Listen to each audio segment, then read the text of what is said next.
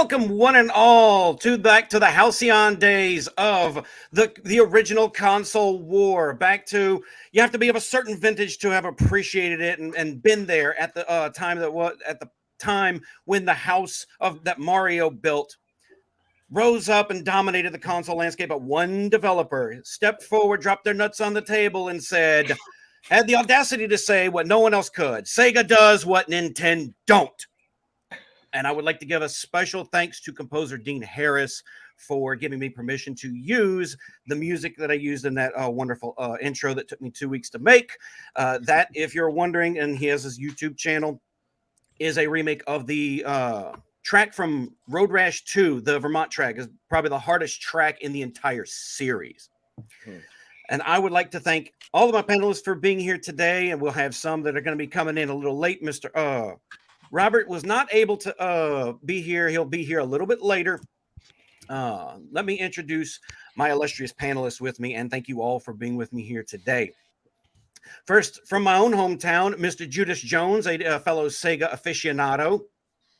One half of the Heroes No Capes podcast, Mr. Left Eye Ego. Apologies to Abomination, his friend and partner, Abomination AJ. AJ, I love you, but you got to be of a certain vintage to appreciate have been there, and he's told me himself that, well, you know, his first Sonic games were all 3D. So no, sorry, not this time. Not around AJ. here. Not around here. Not this time, AJ. No. My good friend, the master of Negromancy, Mr. Anime Sparkster.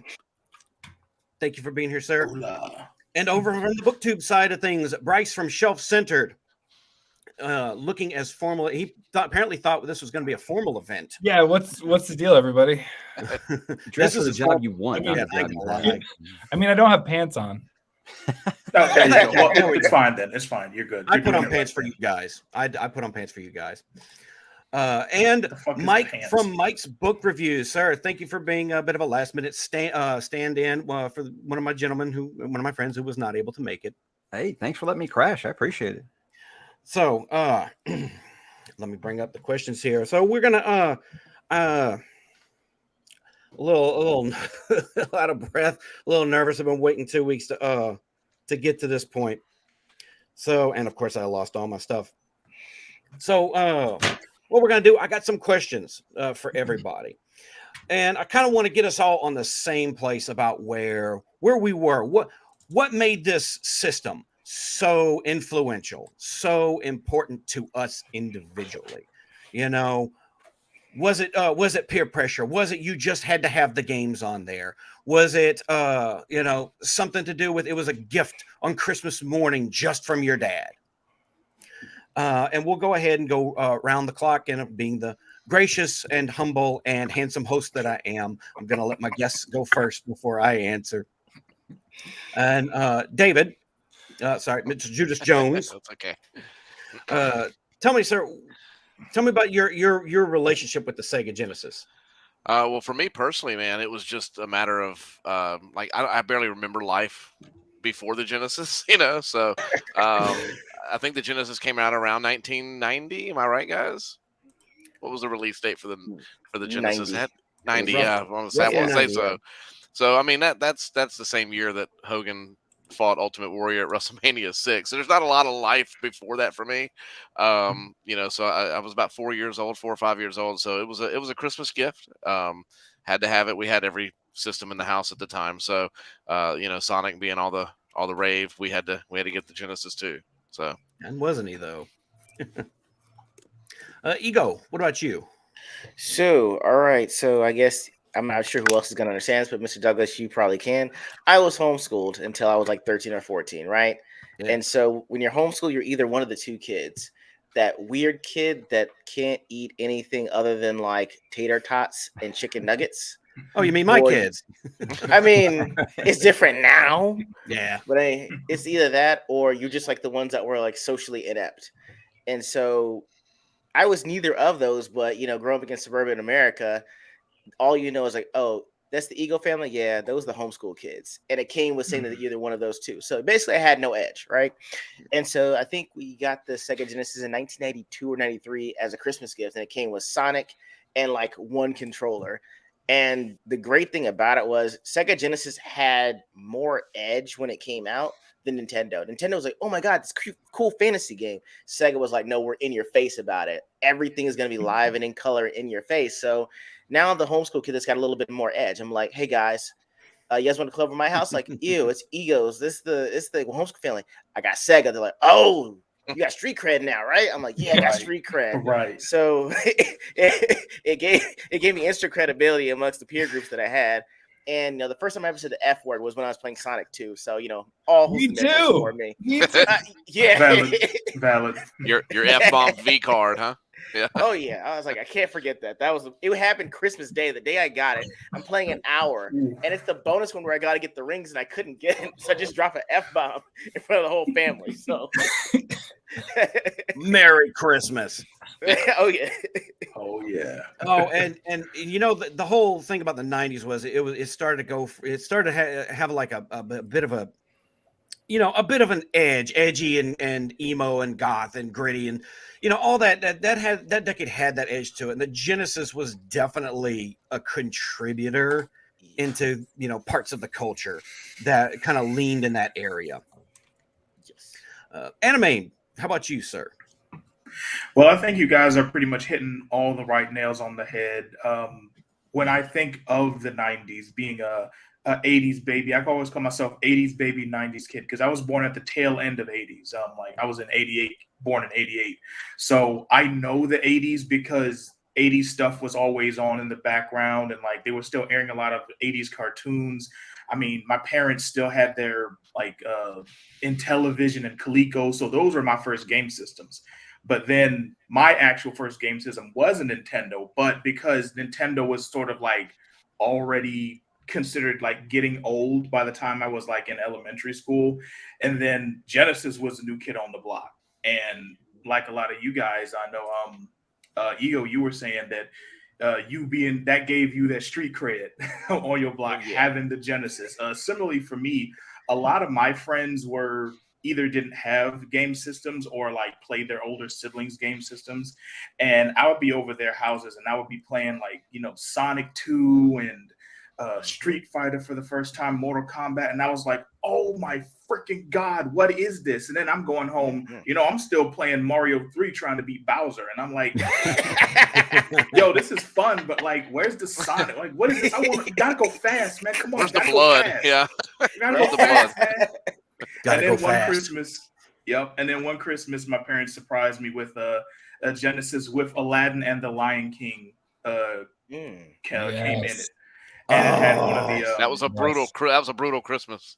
Absolutely hard as hell. My God, man! These turds these days think Dark Souls and Bloodborne and Elden Ring is hard. Yeah, play Lion King on the Genesis. Get past those flinging monkeys and come back to me. Freaking monkeys, man! Every time, man, got me. But yeah, that was my introduction. Yeah, whenever I think of the 90s, I think Sega Genesis is like one of the peak 90s things, definitely. Bryce, how about you, man? Oh man, oh gosh, this is just seriously, you guys are bringing me back so much. This is great. I grew up single mom. We didn't have a lot of money. We, there's no gaming system in sight, and all of our friends had Nintendo. One friend, the best one clearly, had a Sega, and my brother and I realized one day, I don't know, it took us ages. We were like, what if we save all our money and we'll just buy our own? Okay. And we did that. And that's what we were just like, Sega all the way. I think Sonic is just a little cooler than Mario. I don't know. Did I say that? I love Mario. I'm not saying I don't love Mario. I love the SNES and all that. But something about Sonic, and like you guys said, going fast, and you get to like, you roll up and then you're over, around all these loops and everything. So for us, we just, we were so committed. My brother even bought, because he was better at saving than I was, he bought the Game Gear, the ill-fated Game Gear. Oh, gracious. And I remember playing lots of Lion King on that one and getting destroyed. But we're committed all the way, all in on Sega, and it was just funny because it's like I don't know really why, but it got us, and we just loved some of those games. Yeah, it had some edgier ones. I think Mortal Kombat was a good one on there. Anyway, it just so much fun. And yeah, Aladdin, I remember that was the one where I first cussed and my brother was just like, whoa. Yeah, that'll do it. Calm down, man.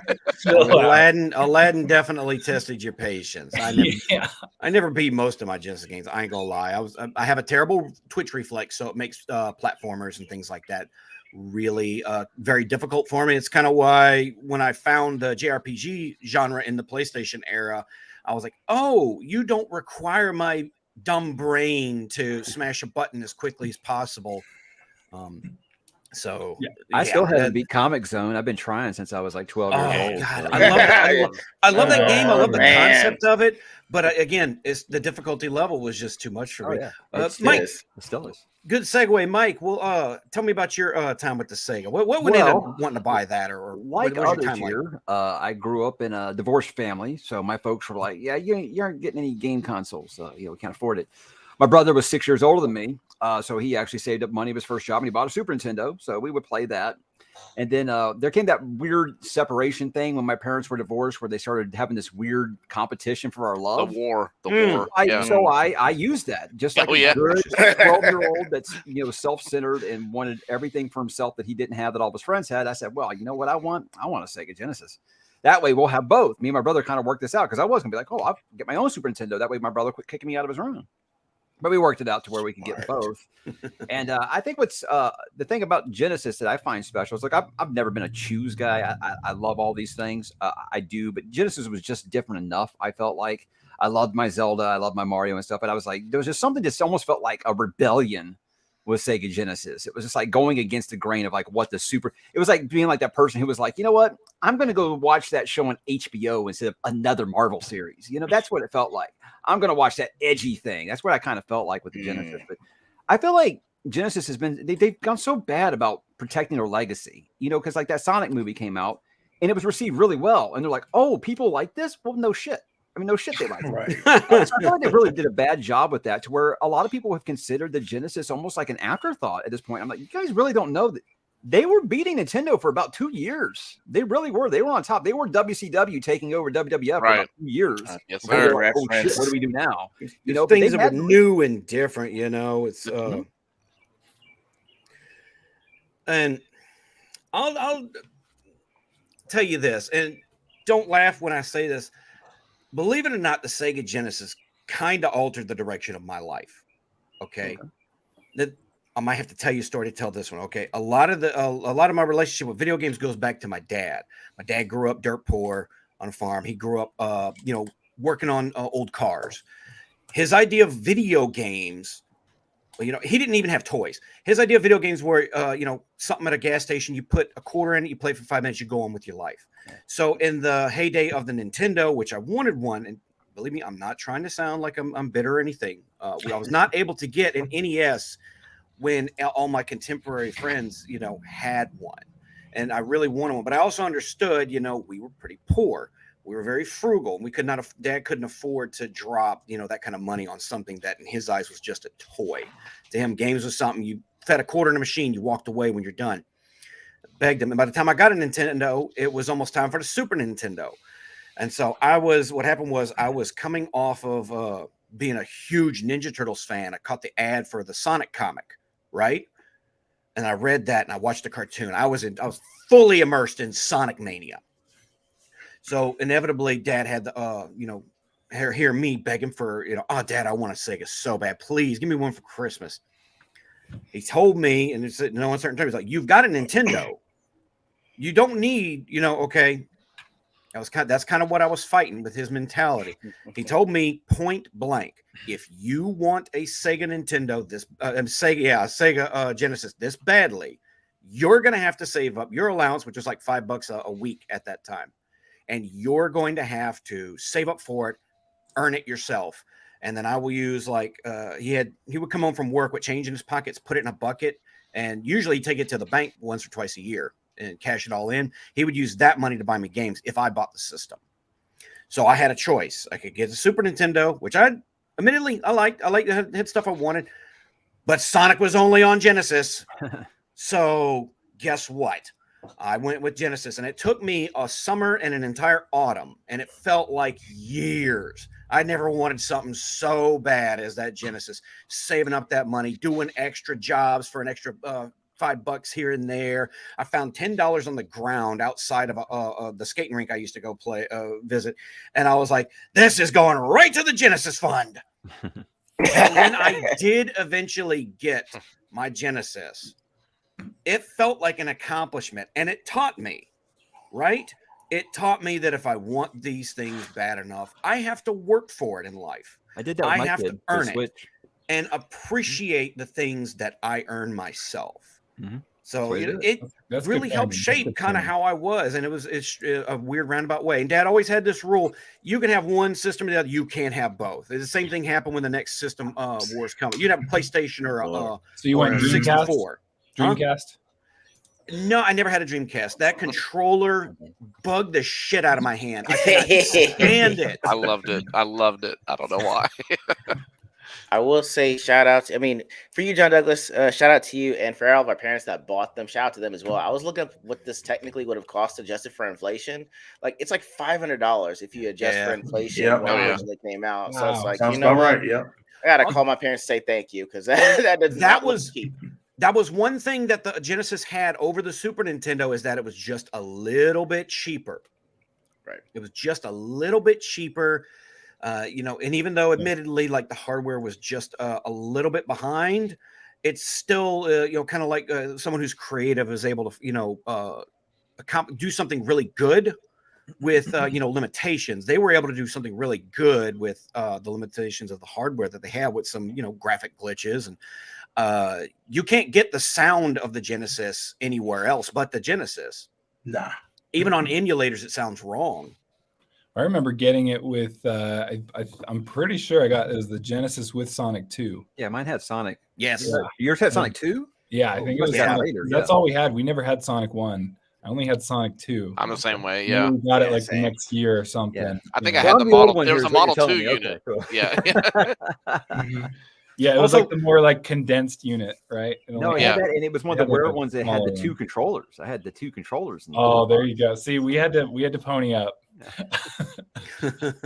Like there's two of us. No, but John, I respect that. Like, I made my oldest do that with a Nintendo Switch. It's like, yeah, sure, of course I can afford to pay that for you, but you aren't going to respect it. So because his grandparents buy him everything, so I had to convince his grandparents not to buy him the damn Switch. Right. They're like, oh, let's buy it. Like, no, we're trying to teach him a lesson, and he did. He saved up for like a whole year. To get it. Fortunately for my kids, but I can't.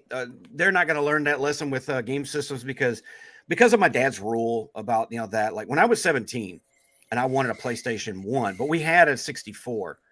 Of course, when I was 17, I was emancipated. I was technically an adult. I'm like, what is Dad going to do? Kick me out of the house because I buy a PlayStation? I saved up my own money and I bought a PlayStation 1, and I love that one too. But we're not going to talk about PlayStation tonight. Ever since then, I just buy all the systems.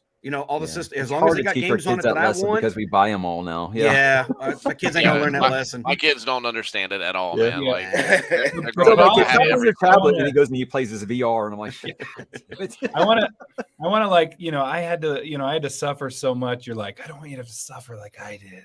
Right. Right. Should make them suffer. Should make those children suffer. Anyway. Next round of questions. Obviously, what were your favorite games? Of course. David? Start this one off. So, man, obviously, guys, the usual suspects, right? Sonic 1, 2, 3, Knuckles, anything to do with Sonic, pretty much on the Sega was a go-to. Sonic Spinball.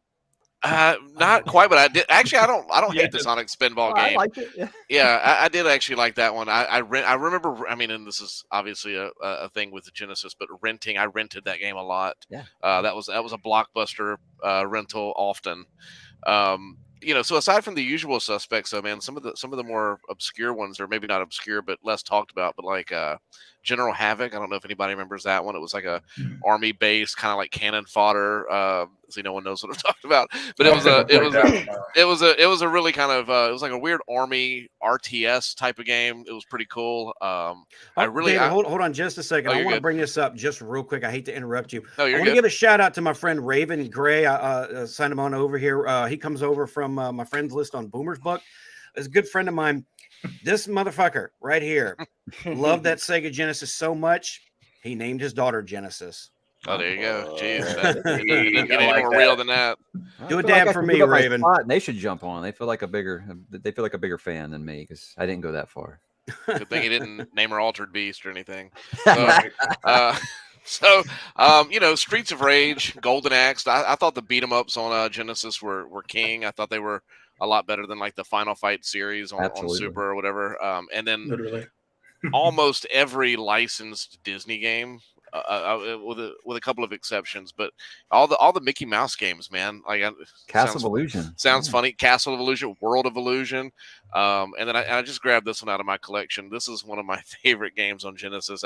I answered multiple questions with this coming up, and you guys are gonna laugh, but I don't know if you can come through, see, but it's Ronald McDonald. Snap. Ronald, you've got the deepest cut here. Good. Ronald McDonald Treasureland, man, and like that's because that's like multiple nostalgia trips for me. So it's like a mix of Genesis, obviously, and then obviously like just the early '90s, like the McDonald's. All the characters with the grimace and everything, So man, I love that game. It's made by the same people that made Gunstar Heroes, so it's really good actually. It's a really fun game. So anyway, that's me. That was not one that I had. There was whenever it came time to buy, because remember, kids, if you're not of a certain vintage, you didn't have GameStop back in the day. Let me line this out for the younger younglings that are watching, the Padawans. Back in the day, when you wanted a video game, you had to go to like a Toys R Us, right? And you had to go along in the aisle where the games were at, but the games weren't there. The pictures of the game boxes were there, and you grabbed a slip and you brought it to this massive cage, like a freaking gun cage, and you gave it to the clerk on the other end, and they gave you the game. And that Walmart had them, ended up later having them behind glass when they kind of expanded to superstores, but that was where I had to buy the games. That was the only place to buy them. Rekka Wolf in the comments just said Babbage's, and that's what we had here in Baton Rouge. Never seen a Babbage's around. We had an electronics boutique at the mall, or we just went to a Toys R Us, like you said, which we'd always take that slip, and they'd be like, "Oh, I guess we're out of stock." I'm like, thanks for getting my hopes. Thanks. I only come here once or twice a year to get games. No wonder you guys are in a cage because I'm going to kick her. The used ones at the Blockbuster or something like that. That's where you could get a couple really cheap games. But they were used and abused. Yeah.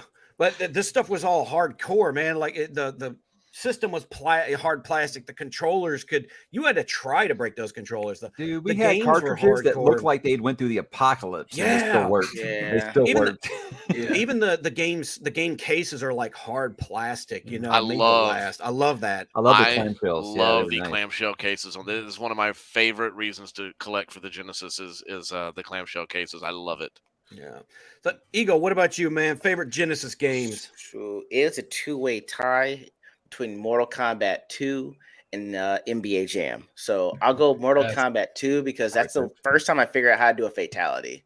It was with Scorpion, and I figured out the one where he actually takes his face off, blows fire, and sets the guy on fire, which was awesome because I did it against Sub-Zero. So I was like, fuck yeah, I did it. Genesis didn't use sweat. They used blood, baby, in their Mortal Kombat. They used sweat. Awesome. Doing. Yeah, between that and getting the Toasty guy to come out, it was so much fun playing that. Toasty! Yes. I forgot to throw him in the intro. That would have been cool. Yeah. Oh well. NBA Jam. I played that. I got you. Good Lord, I played that so much. Boom shakalaka. On fire. It had all the phrases in it. Plus, it's where I learned to trash talk. Because again, you're homeschooled, you'll know how to trash talk. You just in your face, I'm on fire because you couldn't curse in the house. So in your homeschool, you polite talk. Yeah, like yes, ma'am. No, ma'am. Yeah, exactly. So it was but that you can't fight your brothers. So the only way you can actually beat them up is to beat them in NBA Jam, and there's no way they can complain. It's like, Mom, Dad, he beat me in NBA Jam. I was like, yeah, because you suck. I'm sorry, you stink. It wasn't great. It wasn't great. So those are my two favorite games for those reasons. Nice. Animane? That was so dope. Real quick, I know your wanna- answer, Animane. I know your answer right away. Okay, you already know, but I do want to piggyback real quick because you were bringing up Mortal Kombat. My first fatality was actually the same thing, and it was right before I was going to church. I was just messing around, and I was like, I don't know what to do. I've watched my older cousins do this stuff for so many times. I just did it. Somehow I did it, and I remember bragging to all my friends at church that I just learned how to do a fatality with Scorpion. No one talked to me. No, none of you can tell me anything. No one can tell me anything. But yeah, some of my favorites. Obviously, Sparkster. Yeah. As I put in my name here, but that's actually when if you see me on some social media sites, my actual full screen name is Animane Sparkster for that very reason. Even before I started doing YouTube heavily, I would call myself like Sparkster88 or something like that because I just loved. As much as I loved Sonic, when I first found Sparkster, and I played Sparkster before the actual first game, I didn't even know that was the sequel until I actually played it. And it said Rocket Knight Adventures 2 at the intro screen. I'm like, wait, this is the second one? Okay. Well, I just played it. And then I would play like Rocket Knight Adventures in like high school because I had a weird resurgence where I started playing Genesis again in high school. And I was like, okay, Rocket Knight Adventures technically is a superior game, but Sparkster always hold a bigger place in my heart. I can understand that because personally, and I played Rocket Knights first, but so I was naturally a little disappointed when Sparkster did not have the same graphical quality, gameplay. Like it was not a superior sequel. It was to me, and I'm sorry, I understand. Special place in your heart. Yeah. For me, I was absolutely. always like, this is disappointing. Absolutely. And look, when I went and found the original Rocket Knight Adventures and I saw how much, it was blast processing, but it was way more blast in Rocket Knight Adventures 1. A lot more. That man was moving and moving, yo. And like just the complexity of the stages and the bosses and mini bosses, was so much better. Everything was better, but still that was Konami at its like their best. Oh, an absolute peak Konami, man. There's a couple Konami joints up here for my favorites because Contra Hardcore like stayed in rotation. Ooh. Me and my friends, we would play that joint all day, every day because when we figured out that there was multiple paths in the game that you could take, it was done. It was a wrap. We weren't even playing Did Konami do Hyperstone Heist? Say it again? Ninja Turtles? Did they do that one? They did. That was a Genesis game, yeah. Konami, I think so, yeah, because I know they had done at least one or two of the ones on Nintendo, so I think they did that one too. And the Castlevania game, I think, was them as well, right? Yeah, they were. Konami just stayed straight bangers, man. Yeah, they didn't. I could be here. I don't want to hog the mic too long, but Eternal Champion, Streets of Rage 2, just a lot of the ones. And weirdly enough, I had become very familiar with the whole bloody game thing, which was his own genre for a while because you had that Killer Instinct, but then Eternal Champions and like the whole idea of the characters from different time frames and stuff, it was just so dope, man. I like that. Fun fact about Eternal Champions, I didn't find out until like a year or so ago that there were fatalities in that game. Oh, yeah. Like no one who owned the game ever told me that. No one, I'd never seen images of it. And then I went back and looked at the compilation of them. I'm like, oh my God. Oh like, yeah. How did this not get more play? Yeah. What about you, Bryce? Oh man. Gosh, I guess like play wise was like between Sonic 2, Aladdin, NBA Jam. And I still, to this day, pick up basketball games. If someone makes 3 in a row, I'm like, he's on fire. Boom, shakalaka, Yeah. Like, to this day, it's had that kind of an impact. Echo the Dolphin, I played a lot. Yes. Too. The later stage in that were so hard. Oh, they were like, I never completed it. That's for sure. It was so hard. I watched a friend play it on like God mode, and I'm like, how is anyone supposed to actually beat this? Like, he was playing with, invincibility on it, and I was like, how? I don't know. It's the only way. Yeah. But yeah, I mean, Sonic 2, Aladdin is the only one I think I've really beaten. Like that's the only one, and that was rough. I remember Jafar laughing at me so many times, so many times. Hence the rage quit multiple times. And I, the like da, da, da, da, da, da, like in your head forever. But yeah, those are my main ones. I did do like Earthworm Jim, that was a fun one. Just like kind of just interesting powers, like it's a friggin' earthworm. It's so silly, but we weren't allowed the bloodier games until we were a little older, and so that's when we finally got Mortal Kombat 2, and that was like, whoa. Oh yeah. Like the fatalities and like trying to look them up because it wasn't like you had to go like get like an actual like book, a guide. You had to get a guide. You had to go in the alleyway at like midnight where no cars and nothing was on the street, right? And it couldn't be like a friend because he wasn't gonna tell you the damn fatality because he wanted to be the only one who knew like dealing drugs, right? First one to eat you, right?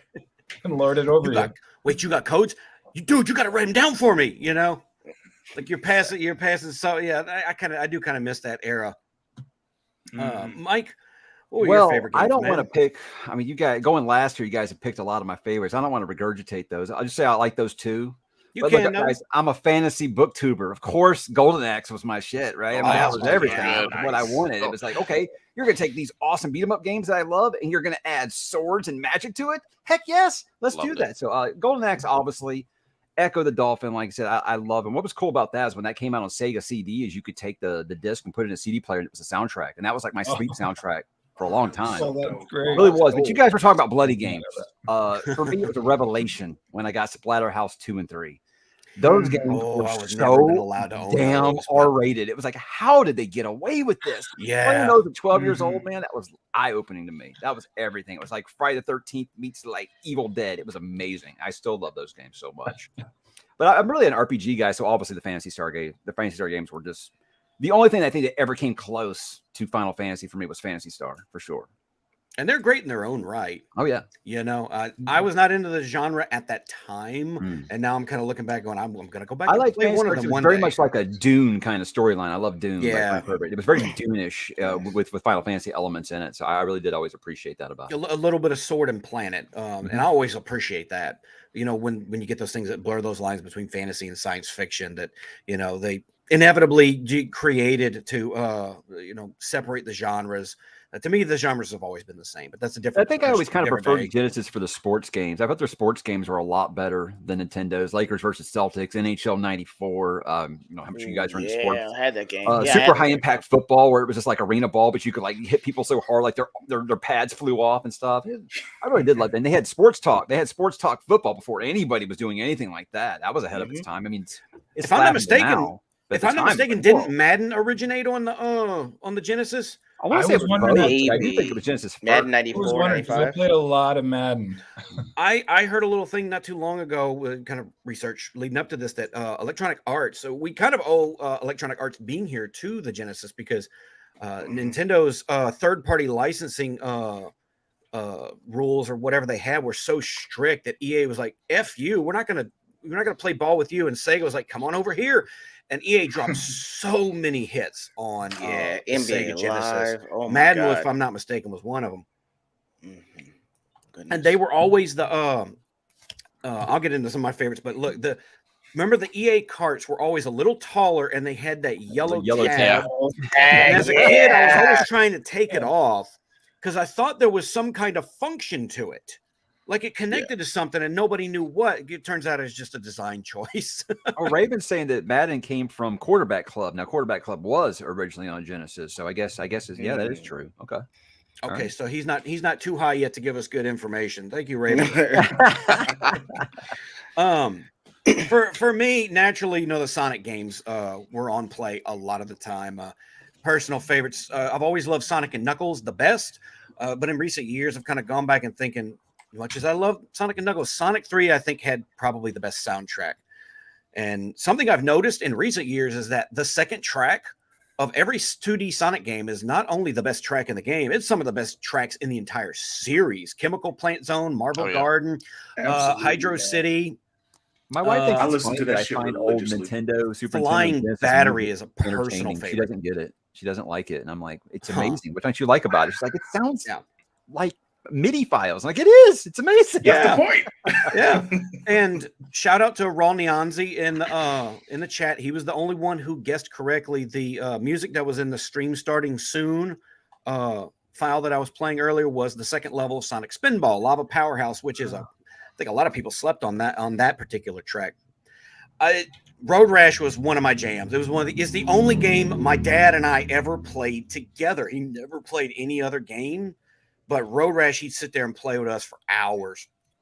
I had a lot of times what went into the decision to buy games was because we only got them, remember, once or twice a year, was usually we get like 1 or 2, sometimes even 3. A lot of what went into the decision was multiplayer because I have a brother who's 7 years younger than me, and this was a family thing. So, had to get stuff. I had Micro Machines. Naturally, I had some Ninja Turtles. No Mortal Kombat or Splatterhouse for me because Mom was wrapped up in the Satanic Panic, and I wasn't even allowed. Yeah. I was not allowed no Doom or anything like that. And hey guys, I gotta head out. I'm so sorry to interrupt. Thank you so much for having me. I appreciate it. Well, Bryce, thank you for being here, man. Very much appreciated. Nice meeting you, Bryce. Nice meeting, man. Appreciate it. Take care. Deuces. So I had Jungle Strike. I had a lot of an eclectic collection. I had Sparkster and Rocket Knight. My favorites on the system though were the platformers that were unique to the Genesis, not just Sonic, but you can see it right above my head right there. Dynamite Heady had great music and an interesting gameplay. Vector Man was cool. And I always loved Rystar, which was a legit 5-star game, but it came out like literally in the last year that the Genesis was, a thing. So it came out way too late to make any kind of impact. And by then everyone was, kind of moving on into the new 64-bit era. Saturn was on the horizon. The Nintendo 64 was on the horizon.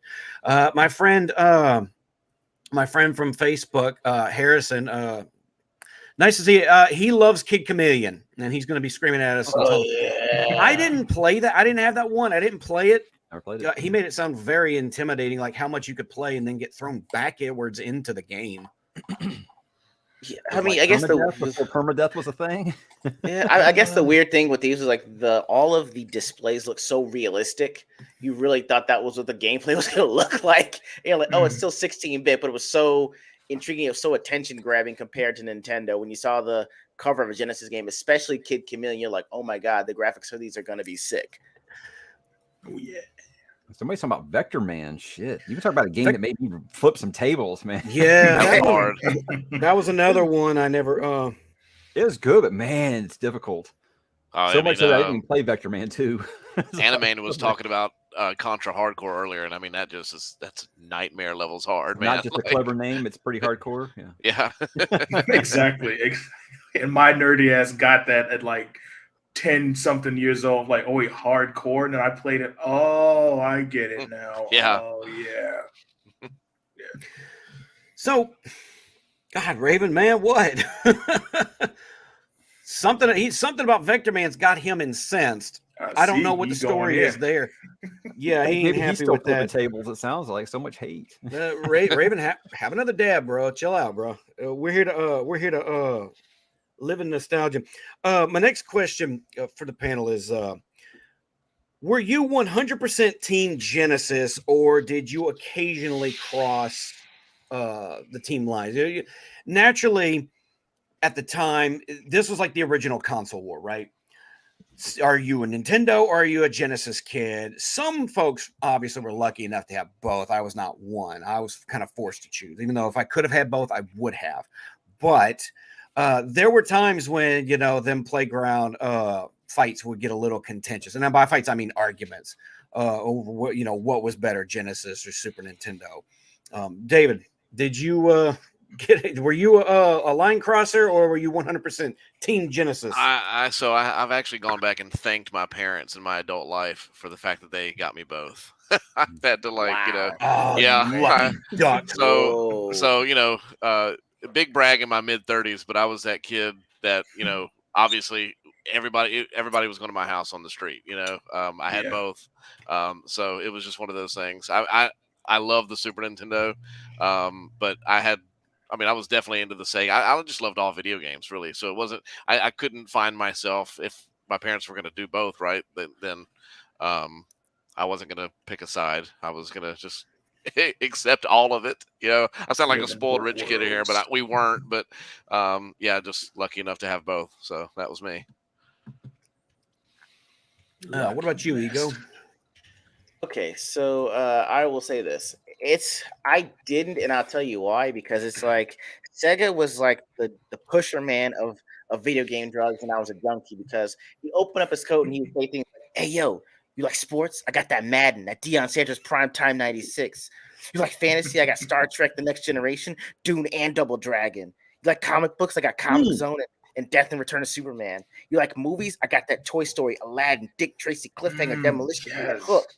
You want games for the culture? I got Michael Jackson's Moonwalk. I got Power Rangers the movie. I got Terminator. I got Wayne's World, and I got Dragon the Brewster's Story. What you want?" And Shaq Fu. You didn't mention Shaq Fu. For Shaq Fu, I am sorry. Well, Shaq Fu drove me on the edge right there. So you're just like on a Friday night, you're just at the video game store, and you're just doing all this, looking at all the choices you got, and you don't really look at SNES or Nintendo at that point. So I didn't cross over because they had so much. And they really gobbled up the culture. Like Sega Genesis was the MC Hammer of video games. It was on top. It blew up, and then it burned out bright. Like for that year or two that it was on, it was on. It was, it took over the culture. And it's basically the only gaming system I knew that had a video game that first had to have parental warnings and a sit down with parents. Like I know everyone's talking about 2 Live Crew at this point, talking about parental advisory. 2 Live Crew. Oh my god! Sega was the 2 Live Crew. They were. Remember they had those actors from Mortal Kombat actually sit down on a newscast to tell them why it wasn't violent. Like it was that much of a hellraiser amongst parents, especially the Christian ones. It's hard to tell somebody what's your character doing. It's like take souls. You're like, oh, that's the devil. So it had so much edge to it. For that reason, I couldn't cross any party lines at that point. I feel you. I definitely feel you. What about you, Anime? In my house, as for me at my house, we were strict adherents to at least for the 16-bit era. We were strict adherents to the church of Sonic and Streets of Rage. But once I left the house, I completely did whatever I want. Like because I'm a kid. Like I don't. Yeah, it's there's loyalty and all that, but at the end of the day, I just want to do cool shit. And when I go over my boy Ant's house, and he's playing Super Metroid, and he's flying around shooting aliens and shit, and then they pop in some weird as hell like clay fighters, like that shit was so random and obscure. I'm like, I want that. I go home and I couldn't even dream of telling my parents because they like, we already got you that. I can't tell them I want a Super Nintendo. You know what the answer was? You already got a Nintendo. Right. Yeah. we got Nintendo as a house. Everything for Nintendo. They still do. But it's super. It's like, what's so super about it? Go down there, have a super time, plug it up. You've been having fun on that since you was 3 years old. What you need a new one for? We just got you to Sega. I know, but Killer Instinct. Okay. You want to see a Killer Instinct? Keep bugging your mama after she just got off work.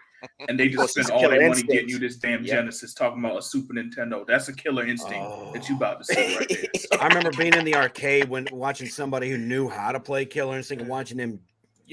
I played a match against a guy and he comes up against me. Again, Twitch reflex. Fighting games have always been button mashers for me. I can't play that shit. Fair. This motherfucker got me in that corner and just I'm talking was juggling me off the screen, and I'm like, well, that was a waste of a quarter. Exactly. Yeah, exactly. Like child abuse. I will say the only high that you'll try to chase as an adult is making someone else rage quit, or when you're playing an arcade game and they just leave in the middle of a combo breaker. You're like, I just made this person waste a quarter. It's like, I want to chase this high for the rest of my life. I still haven't found it yet, There's but I mean, nothing better. There really isn't. I mean, making someone rage quit like at the arcade, especially after you practiced on your Genesis all day for this. Could never beat that. All right. Hell yeah. Justin, aka Agent Zero, welcome to the the Genesis stream, sir. What's up? Good. How is everybody? Chilling, Hey, man. man. All right, last of the coffee's down. Oh, I got a nice beer buzz going, so I'm happy. Uh-oh. Oh, It's yeah. It's Friday, man. Yeah. Phew. Oh, yeah. It's Friday. Mike, what about you? For your Well, I've never been an either or guy, and I understand that some people didn't have that option. With me, it's like ever since I was younger, this was one of my first ones where I was like, why do people feel like they got to pick a side? I mean, I still see it in console wars today, like between Microsoft and Sony people all the time. Like, I like, if there's two great things, I like two great things. I mean, I liked Marvel and DC. I liked WCW and WWF. I liked Arnold Schwarzenegger movies and Sylvester Stallone movies. I didn't feel like I had to pick. What's better than one great thing? Two great things. Exactly. And for me, I think I really like the Genesis for their sports games, and I like the Super Nintendo for their JRPGs and their first party stuff. Zelda, I've been a Zelda just fanboy since I was old enough to play video games. That's why to this day I still can't walk away from Nintendo. Every time, like, Nintendo, they just don't get it. They just don't get what gamers want. Oh, a new Zelda game. I got to go buy this damn console now. So, yeah, I've never been really able to pick, but I mean, I feel like a lot of people put a lot of disrespect on Genesis because, you know, just like they do like with, NWO, WCW time. It's like, you don't understand. That was really awesome for a long time. And just because they're the ones who came out on the losing side doesn't mean it wasn't great. Oh, WCW was Right. king, man. Yeah. Yeah, it was awesome. So I've never really understood the whole like pick sides, but I respect it. If people are that loyal to something, that's good.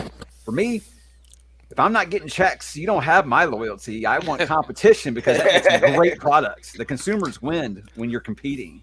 And if there's two great things, I want two great things. I definitely don't feel like I got to be on the winning side. It's dumb to me. I don't doesn't increase my bottom line, you know. So Right. You know, the team sports aspect of it, you know, kind of appealed to some kids, to some people. You know, they want to look at it and they want to pick a side. You know, I was very much with a lot of people. Like, if I could have had a Super Nintendo, I probably would have, if for nothing more than just Mario, because Mario World is still my favorite Mario game.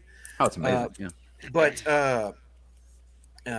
wasn't able to do that. You know, you're kind of limited when you're 13 years old and you earn $5 a week, and you know, we got a lot more options these days. And these days, We got people just make. options.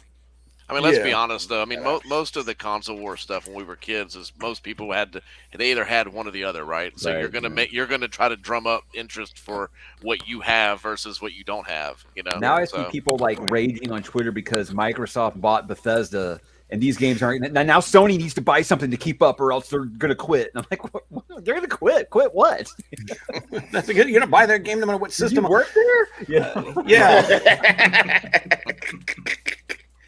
I guess because my AJ says he was blessed. Dad collected every system. Oh, yeah. Well, that's probably Way to how go, much Dad. That's got great, everything, bro. Awesome. So, yeah. Justin, we'll catch you up. What went into your decision? Why'd you buy a Sega? And what were your favorite games for it? All right, so I guess once I was able to get one, before that, TurboGrafx 16 was what Mom thought was it had the best value because you could play interchangeably. But when it came to Genesis was what I really wanted, right? It was kind of one of those things. It was like, so she made the buying decision to get the TurboGrafx. So when I turned 12, it was, they had just come out with the second gen Genesis. So it was the square one. That's not the one that's behind your head there, John. Yeah, this is the mini. This is the mini okay. version they come out with a couple of years ago. I Right. got it mostly for nostalgic purpose, but it's a pretty good collection. It Right, is. but that form factor, I guess, is what I'm saying. Whether it's small or not, I never had one of those. I had the newer version that didn't have the red. Yeah, light me too. on it. I didn't have this. But, This is the first version. I had the yeah. second version. Yeah, and so, but yeah, what GamePro, man?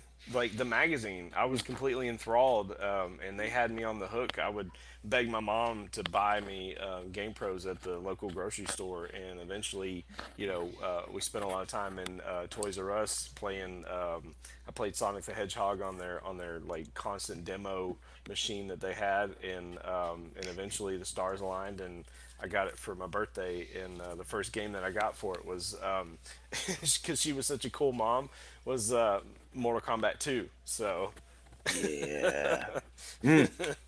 yeah, Hell of a first so- game. Yeah, it was. Well, it was my first owned game.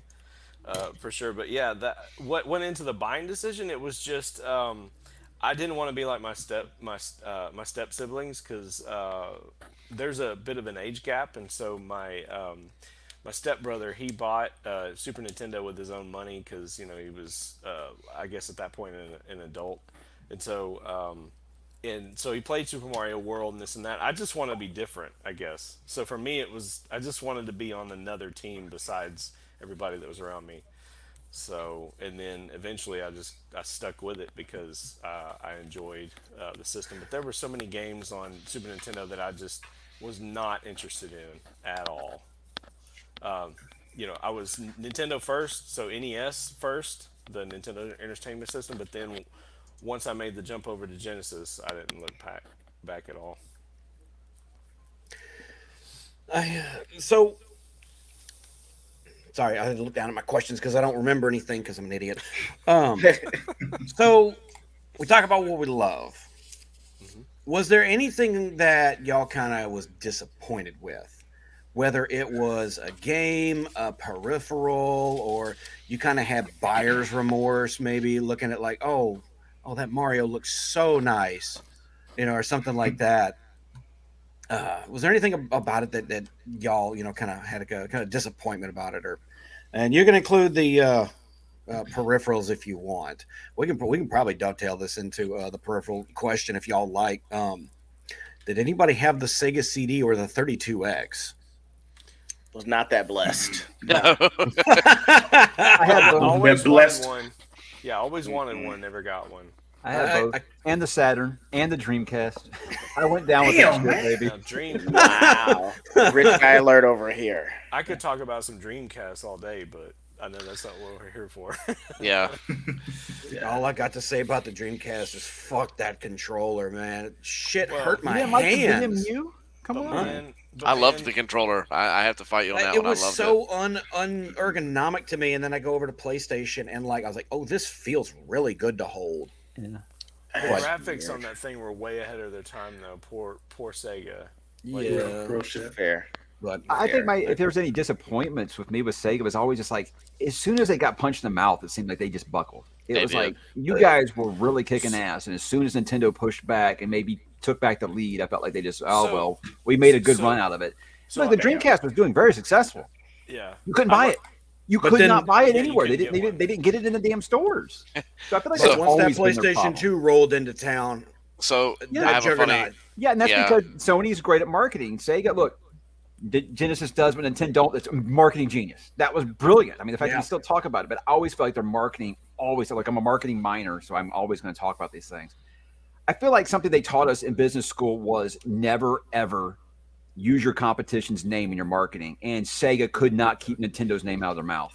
They said every time you talk about your competition, all you're doing is giving them power. You're making them Nintendo- relevant. Nintendo never mentioned Well, them. Never mentioned Sega. Every single one of their commercials, it's something about Sonic's better than Mario. Nintendo don't. It was clever. It was clever, but a lot of people don't like that style of marketing, and I don't think it worked for them. So, but maybe just feel like they gave up too easily, and their marketing. I think was never initially as it did. good as Their competition was. I think Sega- initially it worked for them, but I think they ran it to the ground. Yeah. I think Sega had an inferiority complex. Yeah. because a lot of people don't remember. They were trying I don't- so hard. Well, They were trying so hard to make the Saturn be a PlayStation 1, because when PlayStation 1 got revealed and they had all the 3D graphics and everything, they were initially trying to market the Saturn as like the ultimate 16-bit machine, not realizing that 16 bits was getting left in the dust by everyone, and they tried at the 11th hour to dovetail 3D graphics into the Saturn. It just could not handle it. Well, but It but had a if you few go- gems, admittedly, Right. but it struggled, and it did not have a good library. But if you go back, okay, I'm saying like from their company's inception. A lot of people may not remember this, but I was an Atari kid, okay, first. I went to. And I had Star Trek. And to those who remember, Star Trek was made by Sega. And so they came from that era of making Atari games, just like Nintendo. Nintendo kind of broke out and did their own thing, obviously. And I think they grew a backbone in that process. But for whatever reason, I think Sega carried along that mentality of game, like making game centric kind of thing. And so I think for them, the console was always playing second fiddle to what they were trying to do game wise. That's just my opinion. I think it did kind of go into an inferiority complex. And the graphics processing power just wasn't there on the Genesis, unfortunately. I mean, shoot, they couldn't even do Star Fox or any, or Pilot Wings. Right. Yeah. That was disappointing to me. That's that was my something that got disappointment. pointed out recently. Was Nintendo was able to up the ante with their games, with games that were pushing the limit, whereas Sega had to have the add-ons, the 32X Or and Hail Mary with the CD. 32X was a good idea. It was just like, why, when I can buy Super Nintendo for that same price, why do I got to pay for an add-on? Yeah, Right. that's the way we looked at it. Yeah. Do Well, y'all and they- remember the hold on, do you remember though Sure. the ad for those systems all at once, with the kid looking up and the at the camera going, "Mommy, what are those game systems doing?" And the answer was, "They're making a home entertainment system, sweetie." Like, it's That's that- hilarious. gaming ads of the 90s had no chill. Like they knew who they were appealing to, and they Beautiful. leaned into that so hard. Yeah, but that's what made the Genesis sexy. It was like MTV, it was edgy. It wasn't as safe as Yes. Nintendo. Nintendo was Disney and Genesis Yep. was MTV, and that's, Oh, I yeah, think That's why a it good clicked a lot of them. comparison. Yeah, definitely. I mean, that was the thing. Like even Sega, they had the games that had blood and this and that. Matter of fact, if I remember right, the Sega, the cheat codes to be able to unlock the blood from being green. I still remember it. But I mean that was released first, and then Super Nintendo they eventually leaked it. And then the other thing I remember is with Mortal Kombat 2 specifically, it might even been Mortal Kombat 1. The color of the blood was was green on Nintendo, and then it was white, which was supposed to look like spit, I guess, on Super Nintendo. And I was It's supposed to be sweat, if I'm not mistaken. Right. It's a lot of sweat, man. There's a lot of sweat when you rip someone's head off. And I mean, and when you're about that age, like you're starting to learn other things, and you're like, wait, a minute, this looks like something completely I different. know you're than hiding what something y'all from me, think it video is. game. I know you're hiding something from me. What kind of game is this? It's a sweaty game. Oh man, and Time Killers, man, that thing. When I played that I played that on arcade, and then I saw that Sega actually had it, and it was unedited. Like it didn't have green blood. It was just like we're lopping legs and arms off and stuff. I'm like, I'm here for it. Yes, Eternal Champions. That's another one. Oh my gosh, like this is taking me back for sure. Eternal I never was good with the fighting games. Eternal Champions was also one I never could really figure out.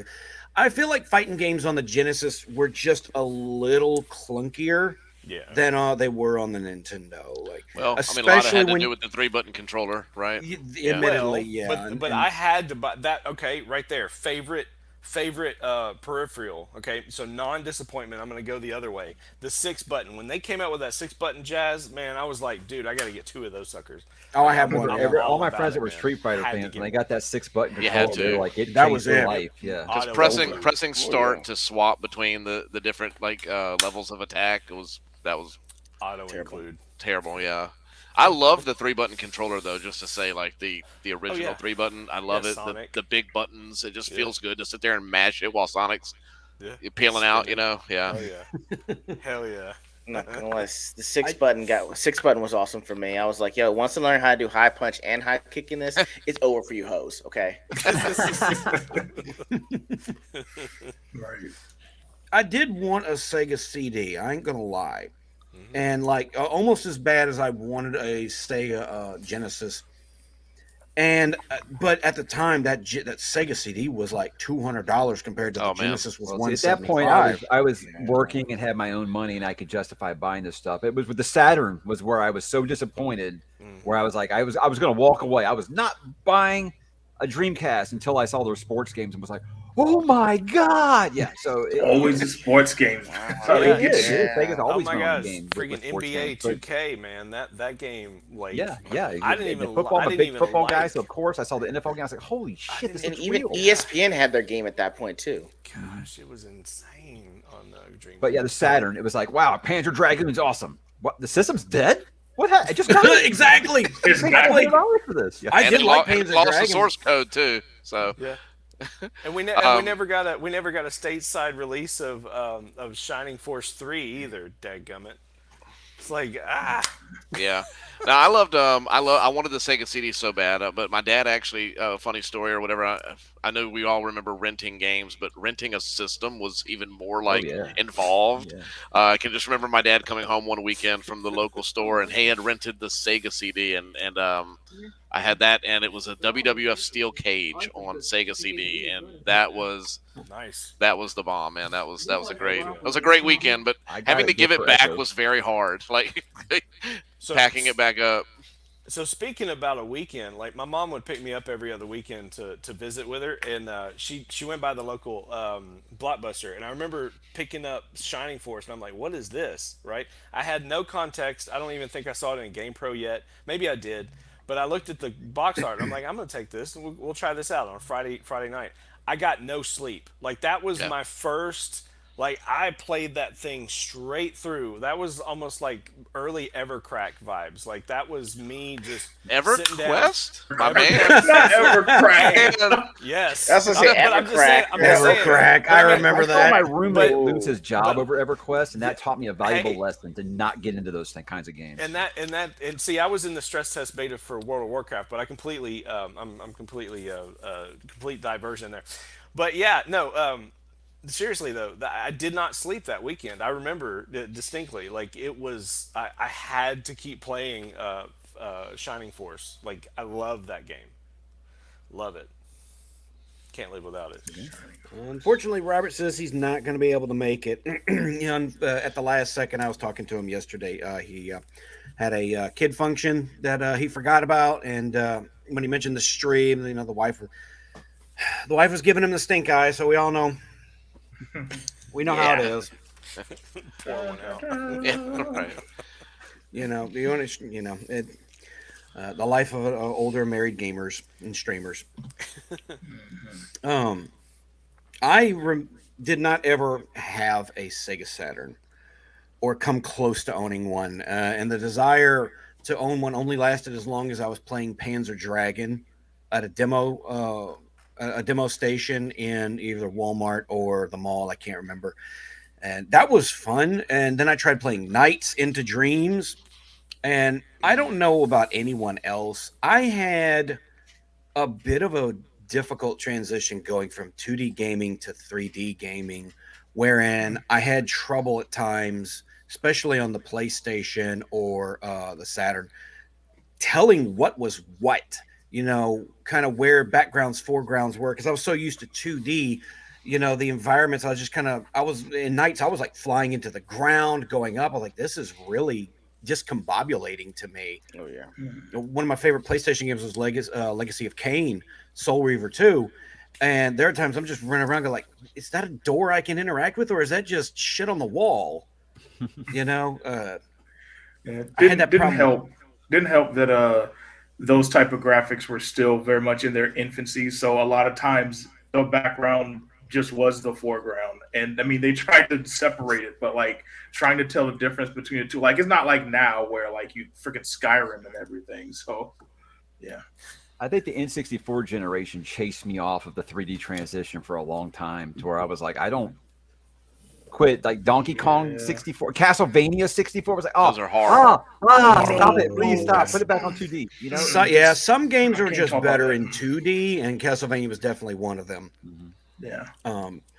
But Mario 64, like just getting used to the like that, like I was able to tell what was what, at least, because that was very simplistic for my stupid mind.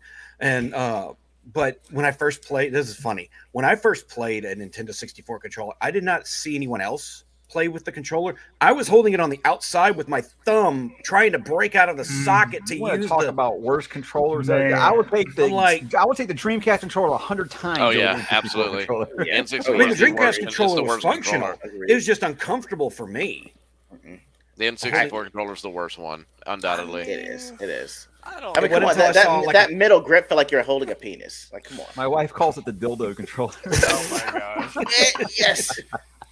So I had one of those weird. I had a weird one-hand controller that you could play. It was almost like a power glove, and they made this. It was a one-handed Nintendo 64 controller. It was really strange. I don't know. It did. I don't know. But yeah, I loved it, man. GoldenEye, man, that's my jam. Oh yeah. I played And, some of that last week with my Shadows. kids. Yeah, Shadows of the Empire too, man. That's a must. That's an auto include. Am I the only one here who had the Sega Channel? No, my cousin had it, that? and it was the coolest thing. It was cool because I remember at the time you couldn't get Golden Axe 3 on cartridge. You could only get on Sega Channel, and the Really? games changed every month. So It was we wild. played Golden Axe 3 like crazy, and then it was gone, and we were like just so upset that you couldn't That get was it physically. way ahead of its time, man. Yeah, Like, just incredible, It was like incredible. It was Game Pass Right. before we even could have fathomed something like that. It's That's amazing. awesome. And like the Sega Nomad, it was the Switch before the Switch is what it is now, right? Like, I never got one of those, and I well, wanted one for a Man, while. I got but- one. I sold it. I wish I'd have kept that thing. oh I man, love the that Nomad thing. is badass. And just like right there, the TurboGrafx 16, like that thing. If you guys know anything about TurboGrafx, did you see it one of ever? one. NEC. Well, so I mean that had you had you could take it on the go and you use the same games. I mean it was a Switch before its time, but the unfortunate thing was that thing was so expensive. Then they did the Turbo CD. I wanted all that stuff, never could get it, but at the same time I was too busy. By that point I was too busy spending money on Pokemon games for Game Boy because Fair. and getting older. That's right. I remember at one point I wanted the Atari Jaguar, so don't feel bad. No, hey, or the Lynx. Remember the Lynx? Oh, the Lynx, The yeah. Atari Lynx. Yeah. And all them cat systems, man, I can't even talk about them. After the Panasonic- Saturn, I the- learned my was lesson. I was it, like, look, I'm waiting yeah. from now on to see how a system does. Panasonic 3DO or 3Do, however you want to say it. I mean- Philips CDI. I can I had a go Philips on. CDI. I think it was horrible. That's why I didn't buy the Oh. PlayStation when it first came out. Yeah. See, all these things were so expensive. Like they were out of my range. Like I didn't even pay attention to a lot of them because I'm busy with my Genesis. Like oh here, and I would read the game magazines and they would talk about all these other systems. It's like I don't see them in the store. Right. None of my friends have You one. don't Nobody I nobody know have one. talks about them. You so had they're- to go to they're- like a Campos, or anybody remembers Campos? I don't know. Nope. If yeah, it basically like a Circuit City is the only place you could get a Philips CDI. That was not going to be in a regular like Well, EB Games or whatever. Not that I ever saw. yeah, we had one in Service Merchandise, which was Right. this, catalog store. Right, kinda it's these place. big industrial warehouses, right? See, And I can remember, and I know this is a diversion too, but I can remember Yeah. walking through this store and seeing Zelda: The Wand of Gamelon, Yep. and being like, So Dad, dumb. Oh, Dad, Me being a Zelda please, guy, I was tempted. Then I actually was saw dying for it, dude. I my was like, boy. Dad, please get this, man. And of course, the game was like $95 though, right? Jesus at this store, Christ. So they said there was no way they were going to get it for me, and of course, Watch those angry thankfully video they game nerd didn't. episodes on those Zelda games, and you will. Yeah, be thank laughing. you. Yeah. Thank you for bringing that up, Mike. I was just about to say, So I bad. don't know if it was because of my region where I was at, or like, I mean, just to be frank, I was like hood adjacent, so like no one even knew what the hell a Phillips Street, like what Phillips head screwdriver, what are you talking about? I didn't learn that till I was in freaking college watching Angry Video Game Nerd, because like no one, we're still on Genesis, Super Nintendo, N64. You hear someone talking about a Philips CDI, you like, what, a computer? What are you talking about? Like, Yeah. It basically was, man. Anyway, I don't want to turn this into the Philips CDI stream, but yeah. There's not much left to stream. It came and it went. It was too expensive and it That thing kinda sucked. sucked. It sucked. I can see someone's asking if we're not reading. I am reading the chat, but I didn't want to take too much time away from too much time away from my guest. If you guys got questions in the chat you want to ask, we'll go ahead and answer them because I've kind of exhausted through the questions that I had. I'm gonna Did you want to go. hit the unappreciated gem joint one time? Oh yeah. Good. I've I been did saving forget about one. that. Well, my question is, did you have an underappreciated gem that you just loved on the Sega and it felt like nobody else loved it but you? So if I'm going first, Yeah, yeah, we were that was me. I showed the Ronald McDonald game earlier. I put that in multiple answers on the questions, dude. Y'all are laughing, dude. Y'all are laughing, but if you've never played it, you've got to play it. Like it is a killer game, dude, and it's easy, it's fun. It kind of reminds me of like a Kirby game with the difficulty. Like it's not hard by no means, but it's a blast. And you'll see like Grimace, Hamburglar, everybody makes an appearance, dude. It's a 90s kid blast What's from the it past called? there. What's it called? Just Ronald McDonald? It's called Ronald McDonald Treasure Land. Now this is Treasure Land. I gotta look this thing up because It I'm sounds like when definitely. Atari I let got everybody else play man. games in Oh, I Alpo love Dog it. Food made an that's Atari so game. cool. Treasure Land Yeah. Adventure. It's just the way. It's made by it's made by Treasure actually, Justin. It's made by the same people that did Gunstar Heroes. So Okay. it's a great game, and it's Yeah, I'll have to it's check definitely that one I recommend highly.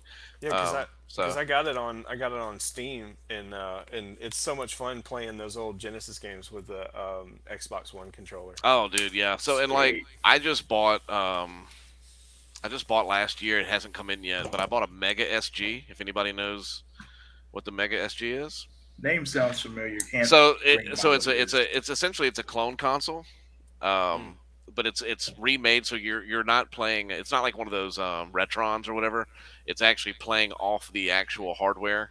Nice. But it's able to do it in 1080p. So Heck yeah. Oh damn. yeah. So I'm waiting for that to come in and cannot wait. The first game that's going in there is Ronald McDonald. So, Love it. I love it. I love it, I'll man. watch so like cool. a gameplay of Ronald McDonald on Genesis when I get off this call. I'm Right. telling you, you're gonna be I gotta fiending try for that. it too. I gotta Hopefully they've try got a it. no commentary stream and I can just take all this in. Seriously. You laugh because people used to laugh at me when I used to say that about Castle of Illusion, like, "Oh yeah, go play your Mickey Mouse game." I'm like, Oh, I know, dude. Yeah, I remember that. Mickey, Castle of Illusion, World of Illusion. Who does? I mean, I love that one. That one's the 2-player one with Donald. I love that game. That is one of my And favorite these are the same Genesis people games too. when Kingdom Hearts came out. They loved that. And I was like, "Oh, so it's not funny Right. anymore?" Boy. Right now, Donald Duck is cool, right? Yeah. Because Don't get me he's started hanging on out with Kingdom Sephiroth now. Hearts. Yeah. Don't get me started on Kingdom Hearts. Oh yeah, we'll be that's a whole stream on its own. What about you, Hiko? So underrated game. I mean, I really. How do I look for it again on here? Or did you I have think I all really- the hits? It was just the greatest I hits. wish. I wish. No, I really liked Comic Zone just because it, on paper, So it good. made the most sense as a game. It just was hard to hard. play It's because you could flip the panels, go backwards, go forwards, It was go up, really go back down. They were trying to use the panels to the best of their abilities. It was just a lot to do, and for that reason, it's just like you either got bored with it too quickly or you got frustrated and you don't want to play anymore. But I wish that there were some games that kind of went back to that for him because I believe that there was something there that they could have capitalized on, but just kind of gave up on it. It was hard, but I loved it. At the time, I was They still were- a big Yeah. going to the It comic is book very shop and hard. buying Spider-Man. Before Dan Slott ruined Spider-Man, I still bought Spider-Man every single month. Right. It was amazing. Yeah, So it Comic was Zone was like great. everything that a big comic book dork like Yeah. me was all about. But good God, the difficulty. It is. Yeah. I've been It's such trying a to play great it now, and it's concept too, hard. and it really worked the way they Yeah. implemented it. But it just, again, Twitch reflex. Hard games are harder for me than a lot of other people. I'm not going to ask Tricking somebody enemies to. do the pages and stuff. So neat. That I was love it. cool. Being able to punch through them. That was cool. Never Yeah. beat it. I don't even think I got to the second or third levels. I didn't own it though. I played it at friend's house. That was a Sega Channel one for me. Yeah. Yeah, I got it now on Steam, and it is every bit as hard now as it ever was, and I feel like it's a personal challenge. I really need. Yeah, to like I'm a push better through. gamer now. I I can be. gotta No, it's push still through, hard. dadgummit. Justin, did you have any underappreciated Yes. gems? Yes, and you guys can laugh at me too. I don't care. But I guess I could say two, but like one is probably going to be it's Fantastic Dizzy. I don't know if you've ever heard of it, but it's a I don't know. Codemasters game. That game. I think I played the Nintendo one of those Nintendo versions of that Oh, game, and never Is that got the any. egg? The little Yes. egg that's. Yes. Yes. I love never it. got anywhere with that game. I liked that game because it was chill and the music was just like the music was on point. It was just as you're playing the game, it was almost like the very first Minecraft experience for me. It's just relaxing to play a game. It's not high pressure. Yeah, you can get damaged or whatnot. Of course, if you don't take out the enemies like you should, but it just felt a lot more just laid back.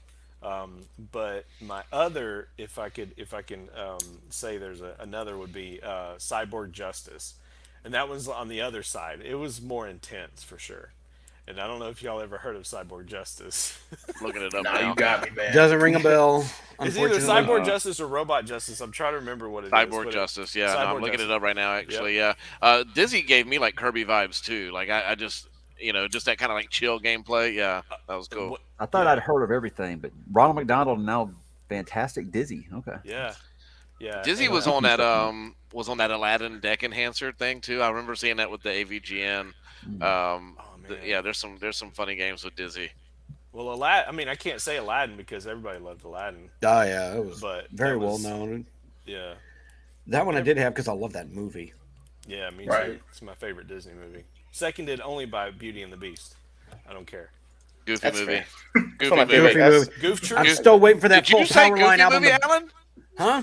John A. Douglas, whatever. Did you say Goofy movie? Did I see it? Man, I love that movie. I'm still waiting for Powerline's full album to drop all these years later. That's our best friends moment we just had because I Yeah. love Hell Goofy yeah. movie. That then was an there's- underappreciated gem at the time too. Like, it kind of went under the radar. It wasn't part of the big Renaissance, lineup with princesses and everything. It was just a continuation of Goof Troop. But it was like, what's interesting is it hits now differently when you have kids than it did Right. back then. Back Right. then you were kind of on Max's side. Now you're kind of on Goofy's side. It's, I'm over here it's wiping awesome. my eyes watching it with my son, dude. I'm just like, It's like reading oh a my Stephen God. King book when you're a teenager and then reading it as an adult. You get something completely different out of it. Yeah. But I got to throw one more in, Skitchin. That one. If y'all never played Skitchin, you got to play it. It is Yo, Skitchin was awesome. Skitchin, man. Yeah. Man, what the Yeah. Love that game. man? Oh, you forget. I sometimes, maybe it's just me, but sometimes I forget how big and just how wide the library of games was for Genesis.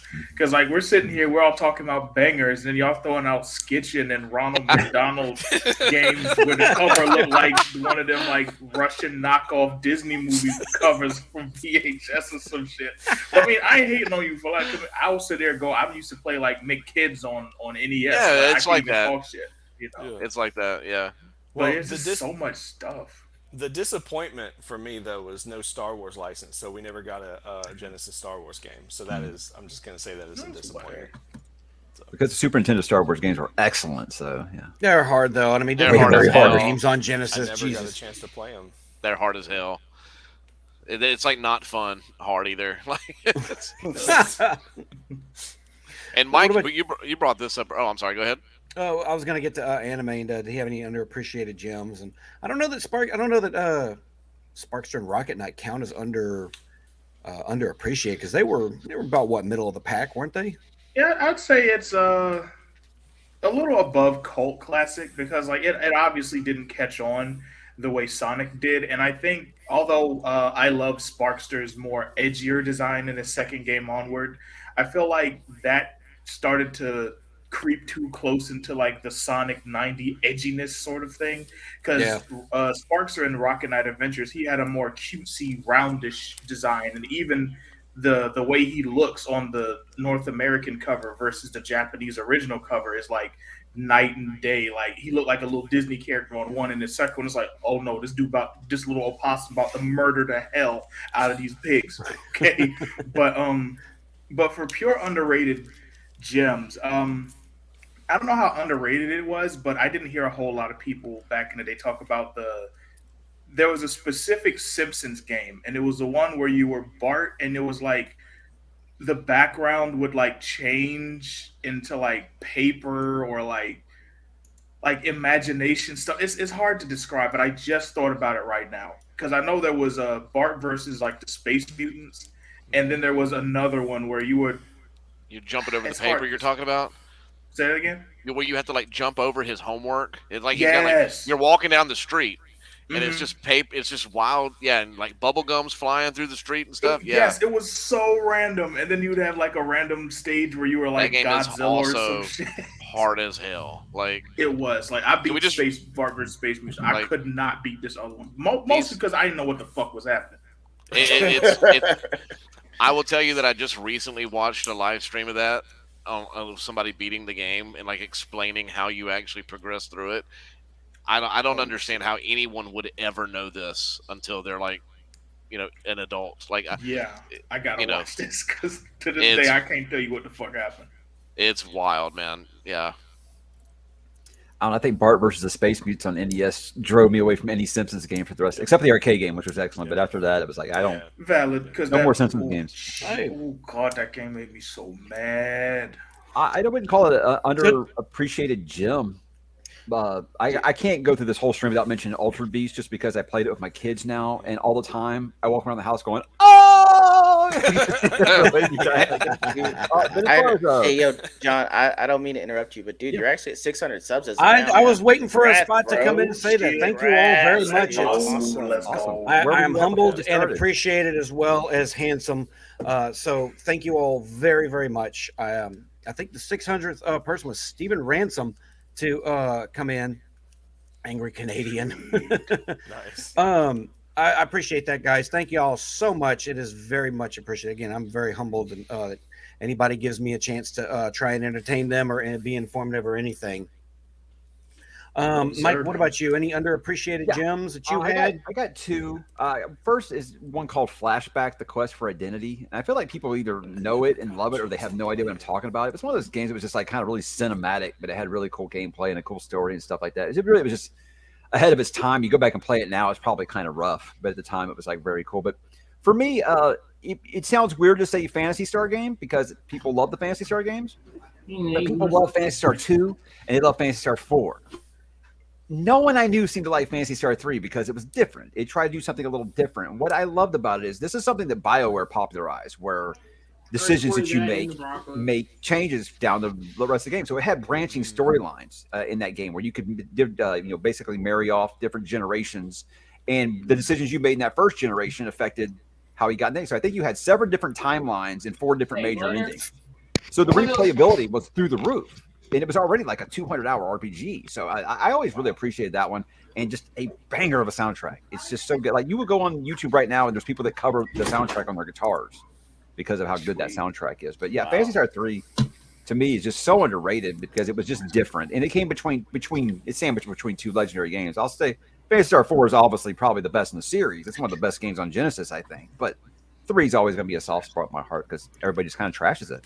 Was 1 on Master System? Yeah, okay. Which I did have the Master System. We got that much later, like when someone didn't want it anymore, they gave it to us, and I played Space Harrier like nonstop. Yeah, nice. See, I would consider the Phantasy Star games at the time like an obscure game. Like I just felt like the Phantasy Star as a whole, as a series, fell to the wayside during when Final Fantasy and Chrono Trigger and. I mean, the whole JRPG genre at that point was kind of underappreciated. Exploded. Phantasy Star 3 just got buried because I think Chrono Trigger came out like the same week or some shit. It was some huge game by Squaresoft just completely buried it. So yeah, it's unfortunate. Unfortunate, and I would not have known what to do with it. I took several years because I had a buddy named Chuck. Me and him were good friends, best friends during my later teenage years. He was the one who kind of got me not just into fantasy, kept pushing the Crystal Shard at me. He's like, dude, you got to read this. It's great. He kept pushing these JRPGs and he's like, right, you got to. He showed me the end of the final boss fight of Final Fantasy 3 for the Super Nintendo, which is 6, obviously. Yeah. And I'm just sitting there watching him play, and I'm like, how do you process all this? How the fuck are you even playing this? What is this? I could not get it. Just like today, I kind of don't get like card games like Magic the Gathering. That just something in the head didn't click when it came to JRPGs, and forced me, believe it or not, my first JRPG was not Final Fantasy. It was Saga Frontier, which is a really, you want to talk about underappreciated gems. Yeah. I don't even know if I call it a gem. I just call it underappreciated or even moderately appreciated. It's not their biggest hit, but it came out before Final Fantasy VII on the PlayStation, so it kind of took up that RPG space a little bit, and then Final Fantasy VII came up and took it out. And it's got an addictive battle system, but I'm sitting there trying to figure this shit out on the go. He's directing me, and like once I figured that out, I started dovetailing into the JRPGs on the PlayStation 1, and there's a lot I have yet to go back and play from that era. Ask Judas Jones right here. How often do I play Chrono Trigger? How often do you give me shit for how often I play Chrono Trigger? I love it. Yeah. I play Chrono I want Trigger. to say that I really was the one that pushed you to start getting on Chrono Trigger, though, correct? Yes. And Okay. I played Chrono Trigger, and then I played it again the next year when it came up on my Facebook memories, and then He loves it now. again. I played it again the next year after that. I played Chrono Trigger once a year. Yeah. That's me with Super Metroid. I think I play through that one about once a year. I think we all have those games. I like a good Metroidvania game now, especially when I got through Symphony of the Night is still one of my all-time favorites. Like that whole soundtrack is amazing, that whole game. And I went through that game blind. I had to discover the Upside Down Castle by myself. Oh, yeah. That was the best I have way that to on Xbox Arcade still. So every new Xbox console I get, it just follows me.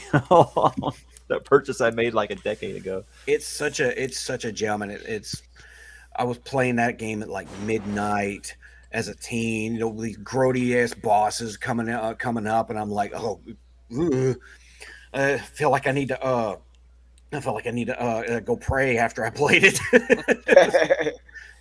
But I was not Super Metroid. That's a series that I could. I just didn't bother to go back and play. But the JRPGs, I got into them after their heyday on the Genesis and the Super Nintendo. Yeah, the 90s, I was all about turn-based RPGs, and even on Genesis, I played Wise 3. That was a great game. So anything that I had that was a turn-based RPG, I was going back and playing. I even went back and played some of them on the Master System, some on the NES. I got into Dragon Warrior much later than everyone else and stuff. So that was just such a great time for turn-based RPGs. And I think me, you, and God, what's his name? We're talking about it on Twitter the other day about what was that the Lost Odyssey. It was like the last great turn-based RPG I think that there was. But yeah, you think about this time period. Yeah. This is when it first started blowing up in America, the JRPG. And yeah, it was a great time. Great time.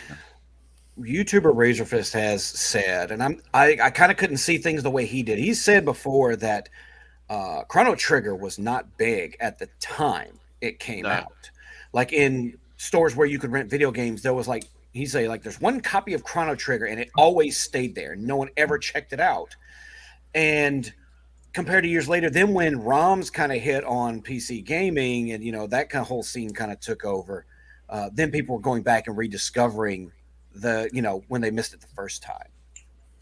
And there might be some truth to that, because honestly, I don't remember at that time people's big praise for the JRPGs. It was there, and the people that liked it, but it was the same thing with Phantasy Star. I don't remember many people even talking about. I saw the games, right?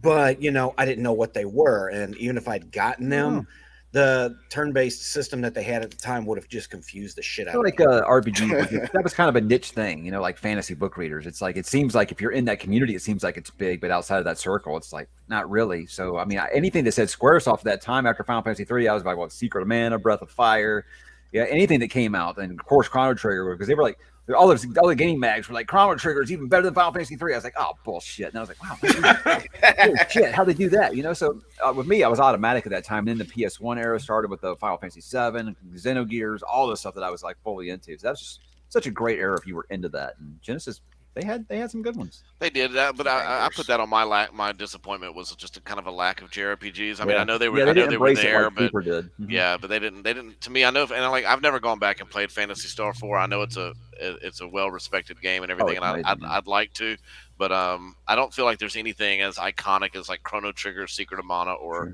Final Fantasy 3 on. I remember seeing Phantasy Star 4 in a game, Electronics Boutique. Like, it was right when Genesis was dying. And it was on the shelf for $119. And this was in like 1992, because they made like 3,000 copies of it worldwide or something. It was like, this is an amazing game, but it's like Streets of Rage 3. You couldn't really find it anywhere because the system was pretty much out the door. Yeah, so good, man. Man, I missed that one completely. Like, I knew it existed eventually, but like I had like no real connection to it. Unfortunately, that was one of the ones that kind of flew over my radar. We got that Genesis collection on the Switch for the kids, and we still play Streets of Rage 2. They think it's funny. You can get on skates and get on someone's back and just Skates was my dude. Insta-lock Skates was cool. Skate was great. So I just got my kids for Christmas. I just got them the Genesis Mini 2. So they already had the first Genesis Mini, and I got them the second one that they came out with, and the second one they came out with has Streets of Rage 3 on it, and it also has another game called Crusader of Senti. If anybody knows that game at all, it's very, very, very. This game's probably $5,000 on eBay right now if you look it up. What? It's a very obscure game on Genesis. They put it on the Mini too. It's essentially Sega Genesis's version of Link to the Past. Oh, okay. To give you an idea of it, it is awesome. Well, I can't. That's literally why I bought the system. Well, other than the joy of my children, but I didn't. My one underappreciated gem, and I don't know. This was even more niche of a niche. Was one that I rented a lot for a while. Was the original? It was called Doom 2 at the time. And it was probably one of the first strategy RPGs. Is that what they're called now? The strat RPGs, kind of dovetailed into like StarCraft and, games of that nature. And that was such an interesting game. I bought it because I had started watching like the Dune movie. It actually aired on Disney Channel, the 1984 Dune movie. That was how I became a fan of the series. So they showed Dune on Disney Channel? I shit you not. It was on Disney Channel. How about that? And it was the version with like the 10-minute lore dump intro. David And Lynch. so then I saw the game like, Dune, is this the same one as the movie? And I played it, and it's just the strategy RPG. And the AIs weren't very advanced because like what would happen is after a little while of playing, the AI would just give up. It would just stop sending units to attack you, and eventually you would just unblock the entire map. And I really got into that kind of method of gameplay, and I ended up playing like StarCraft and Doom 2000. More pylons. Yeah, must construct additional pylons. Fuck you, no, I don't. I've got like 20 of them. Hold up. I got to bring the stream to a small stop because those of you who are not aware, Animane's aware of this. My good friend is here. Everyone's favorite problematic cactus and corner dweller.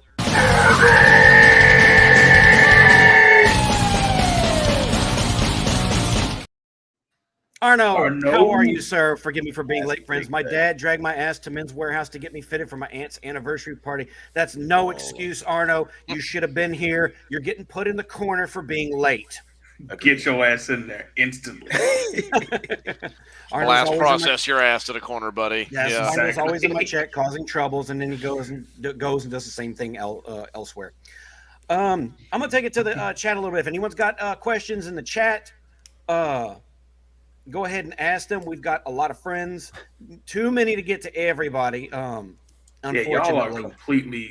I will say that is beautiful. I was gonna say that one of the first questions someone asked was, I think it was Anger Canadian. He was asking about regional locks or regional controls. I didn't know nothing about that shit. Okay, I'm about to ask. I was like, "What the fuck is that?" He's like, he get around for Nintendo, but I don't know there was stuff like that. But like, all I knew is I bought the Genesis and I buy the games that are near the store near me. Like. I don't know. I know there were some games that were like Japan exclusive. A couple of them were in the intro, but man, I didn't have any idea about any of that. Certainly wasn't importing games at 10 years old. Right. I was not a mastermind. Yeah. That would have been like the niche of the that would have been like what was it? Now the hipster kid, early hipsters like, what? You didn't import the Japan exclusive Genesis cart on your region unlocked Genesis? Like, I remember that guy. I didn't encounter him until the PlayStation era, but like when they started importing like all the Dragon Ball games, and we got like Dragon Ball GT Final Battle, it was like, you peons, I have the original Dragon Ball Final Bout with all the original blah, blah, blah, blah, blah, and you need this thing, and you have to go to this one store that's like 70 miles away, and you have to say this code to them 5 minutes before they close, and then they reach behind the wall and do all this shit to get you. I'm like, man, fuck out of here. I had a friend who got Final Fantasy V because it wasn't available in the States for the longest time, and he got a ROM of it translated, and that's when I first learned about ROM gaming. I was like, "That's amazing!" And that's when I said, "I got to get a nice computer." Bouncing Boredom just put a great question in the chat. I don't know if that's if we want to put it up on the screen or whatever, but let me see. Let's see. He's asking about favorite soundtracks. Oh, wow! It's just Fantasy Star 3. I just think the Genesis music is so good. It emulated a hard rock style, right? Right. That the Super Nintendo didn't have easily. My track it was in the intro, guys. You know, I already listed my favorite Sonic tracks. When you play Road Rash 2, one of the go to the level Vermont. That was a remake of it in the intro for this stream by composer Dean Harris. He's done remakes of the entire Road Rash series, and they're really cool. Give him a follow. I'll have his info in the descriptions. All y'all's info is in the description for the stream, by the way. So Golden Axe had really good soundtracks too. It had like the heavy drums and like a sitar and shit. It was wild. yeah, it was. That was my personal favorite. Those Road Rash tracks live in my head rent free to this day. I love those games because the concept was just so great, and I hate that it's fallen on the wayside. And every time they'll be like, "Oh, we've got one in development for a few years," and then the funding for it's cut, or the studio gets killed, or something like that. It just fucking pisses me off. I want another Road Rash game. God damn it! Excuse me. Splatterhouse had good music too. Splatterhouse. Streets of Rage 2, the whole soundtrack is Oh banger. yeah, Oh, no literally played without skips. Let me tell you about a game that's got great music. Have you ever heard of Ronald? No. So anyway, I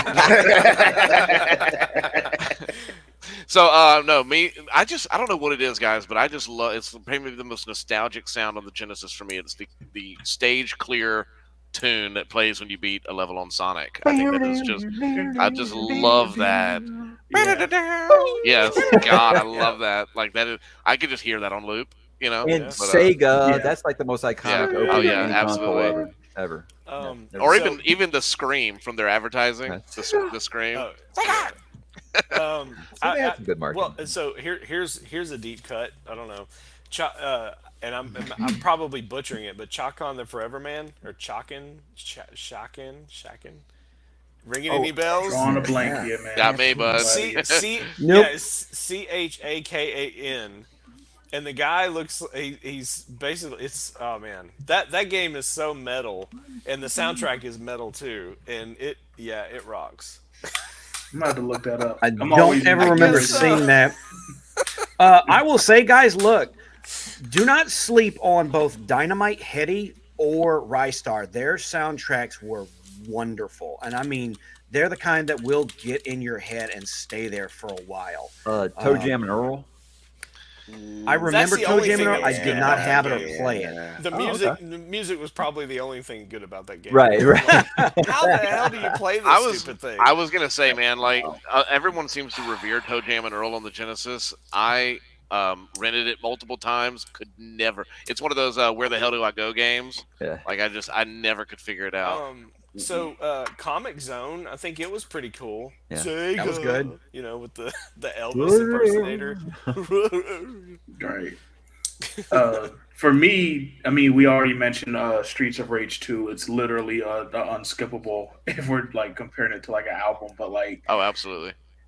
anything Konami made, I don't know what it is about the way they specifically do their music, but it had such a distinct sound from the 8 and 16-bit era that like Sparkster obviously, but Contra Hardcore, I could listen to that anytime. The fact that, first of all, whoever in Japan decided to name the track for the final boss, they named it Last Springsteen. I said, nope, I'm never not listening to this music again because they named it Last Springsteen because the boss Bruce Springsteen, and don't mind me, I'm stupid and a nerd, but that's Streets of Rage 2 had that level where you're in the baseball diamond and it goes down underground. There's a sound the song right there is just oh my god. That was really back when you found out the games had like sound tests and you could just play the soundtracks. I used to do that, just put those on while I got ready for school and shit. Mom thought I was such a dork. Would be up till 1 o'clock. Jermaine, you still up there playing them games? Yes, Mom. I'm just listening to the music. Turn that down. We got school tomorrow. Okay, like, can I listen to this just a little bit? I would sit there and listen to the effects, like on Streets of Rage. You can go sit there and listen to the different screams and stuff. I loved that. When's the last time that was in a game? Oh man, can't even think. The Road Rash games had really good tracks too. Those were ones that stuck in your head too. And then you have games like Jungle Strike and Desert Strike. I had Desert Strike, There's no music in that. All you hear is Right. all day, just sound effects. The game, and it was. I don't know. I think Chemical Plant Zone though is the best song on the Genesis. That's just like I it's could a listen contender. to it like it's a real song, you know. I mean, Casino Zone was good too. I'll dovetail that. Favorite, what's y'all's favorite Sonic game?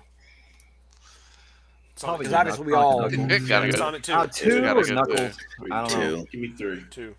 And no cheating and saying Sonic 3 and Knuckles, okay? Yeah. How was that? Oh, okay, I got you. Well, no, strictly 3 for me because that was the first one I owned. I had played Sonic 2 over my friend's house, but Sonic 3 was the first one I had total control, and you just couldn't tell me nothing because it's Sonic. I could safely say there were no bad Sonic the Hedgehog games, so I mean, I really don't think there's a wrong answer there, personally.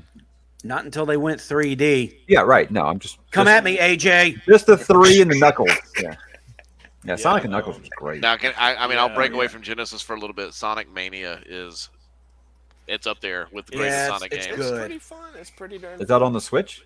It's more modern. We saw it at Best Buy that day, and I was like, $20. You want to get it? And they're like, nah. So This guy. Here we go. Yeah. Someone eject AJ. Eject AJ, guys. Oh my gosh. I liked it. I'll be in the chat tomorrow, AJ. Look, I mean, for what it's worth, when when that came out on Dreamcast and the whale or whatever is jumping and breaking the bridge, I mean, that was blowing minds. So we didn't know it sucked yet. Okay? I was too busy playing the greatest version of Grand Theft Auto 2, and that was on the Dreamcast. So that was my game for that system. I thought you were going to say you were too busy playing EverQuest. That was around that time frame too. So I see you, brother. It was around that time. Not gonna lie. I see you, bro. I gotta say, Sonic and Knuckles. It's the first one that I managed to. No wait, I beat Sonic 2. Sonic and Knuckles just holds this special place in my heart. I love the music in that.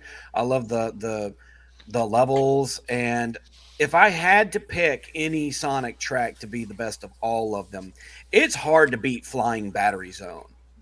Like that just is immediate get up and go, and it just speaks to the entire tone of Sonic. But I will say I do think Sonic 3 has an unbelievable soundtrack these days, especially considering what we all know. Like Michael Jackson kind of helped with some of the tracks in an uncredited role, and it's unfortunate because now in the new collections they have to put like the beta music for them. And it sucks, and I can't stand the fact. Did anybody have Moonwalker? I knew it was there, but I was like, I played it once or twice, but I preferred it on arcade. If I'm not gonna lie, I preferred the arcade version, but yeah, it was good on Genesis.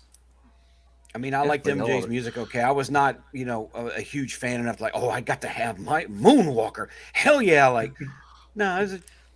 I liked the movie. I liked his little movie that he did with that. That movie was so weird. I loved it. Yes, it was so weird. It was great. Very weird. Almost like an acid trip. Especially the rabbit, the whole like claymation rabbit, thing that that whole sequence was pretty fun. Lord Jesus. But I got to get ready to go, guys. But this has been awesome. This has been absolutely epic. Everyone on this panel is a mad lad. The chat, y'all are all mad lads and mad lasses. AJ, I don't want to hear nothing about no Sonic. Exactly. This is the Genesis stream, sir. Mind your manners and respect your elders. And with that being said, y'all have a good night. I'll talk to you Anime. See you Thank later, you, man. Anime. Nice meeting you, dude. Appreciate you coming by, man. All right, deuces. See ya. I forgot to tell him. I'm gonna see him for the DBZ stream whenever that comes up. I've had some folks been asking for that one too. So the Genesis, and so let me ask you this: does anyone still have their Genesis? Yeah. Not the original. I think I got like when they made I regretted it. I got rid of my original rectangular one and got the 3 when it came out because it was smaller. And at the time, I was like, I need the space because I wasn't getting rid of any of my stuff because I just got the top loader and an NES. Oh, that one wasn't fit on the same shelf. That's why I did it. But I do regret it. But I did get my kids the mini one that you got up there. Yeah. Nice. So I joined way back when I joined the army. I sold off like everything before I shipped out, and it went with that initial purge. Ugh, When sucks. when ROMs got real big, I got rid of a ton of because I didn't have the space anymore. I was in a small apartment at the time, so I just all that stuff on eBay. I sold it, like all of it. Yeah. Got good money for it, but I do regret a lot of it. For us, it was a matter of like if you wanted to get the next system, pony up and sell the one you got, Yeah, buddy, because man.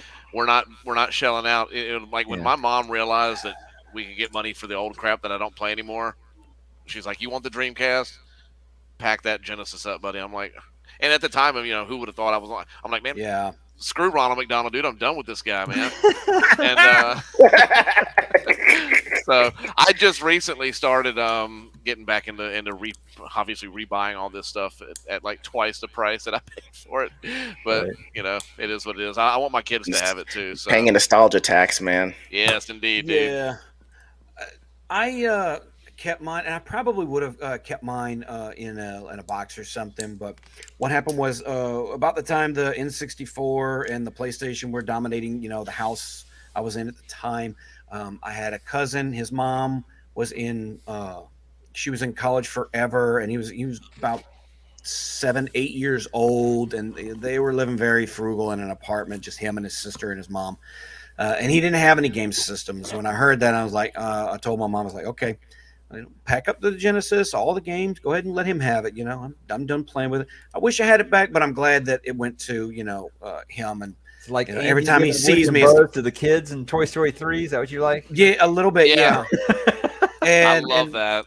every time I see him now, it's usually one of the first things he likes to bring up and thank me several times for it, because it said it got him through some rough years. Yeah, And I'm always happy for that. So, but now I kind of wish like I had not gotten rid of any of my game systems or any of my games.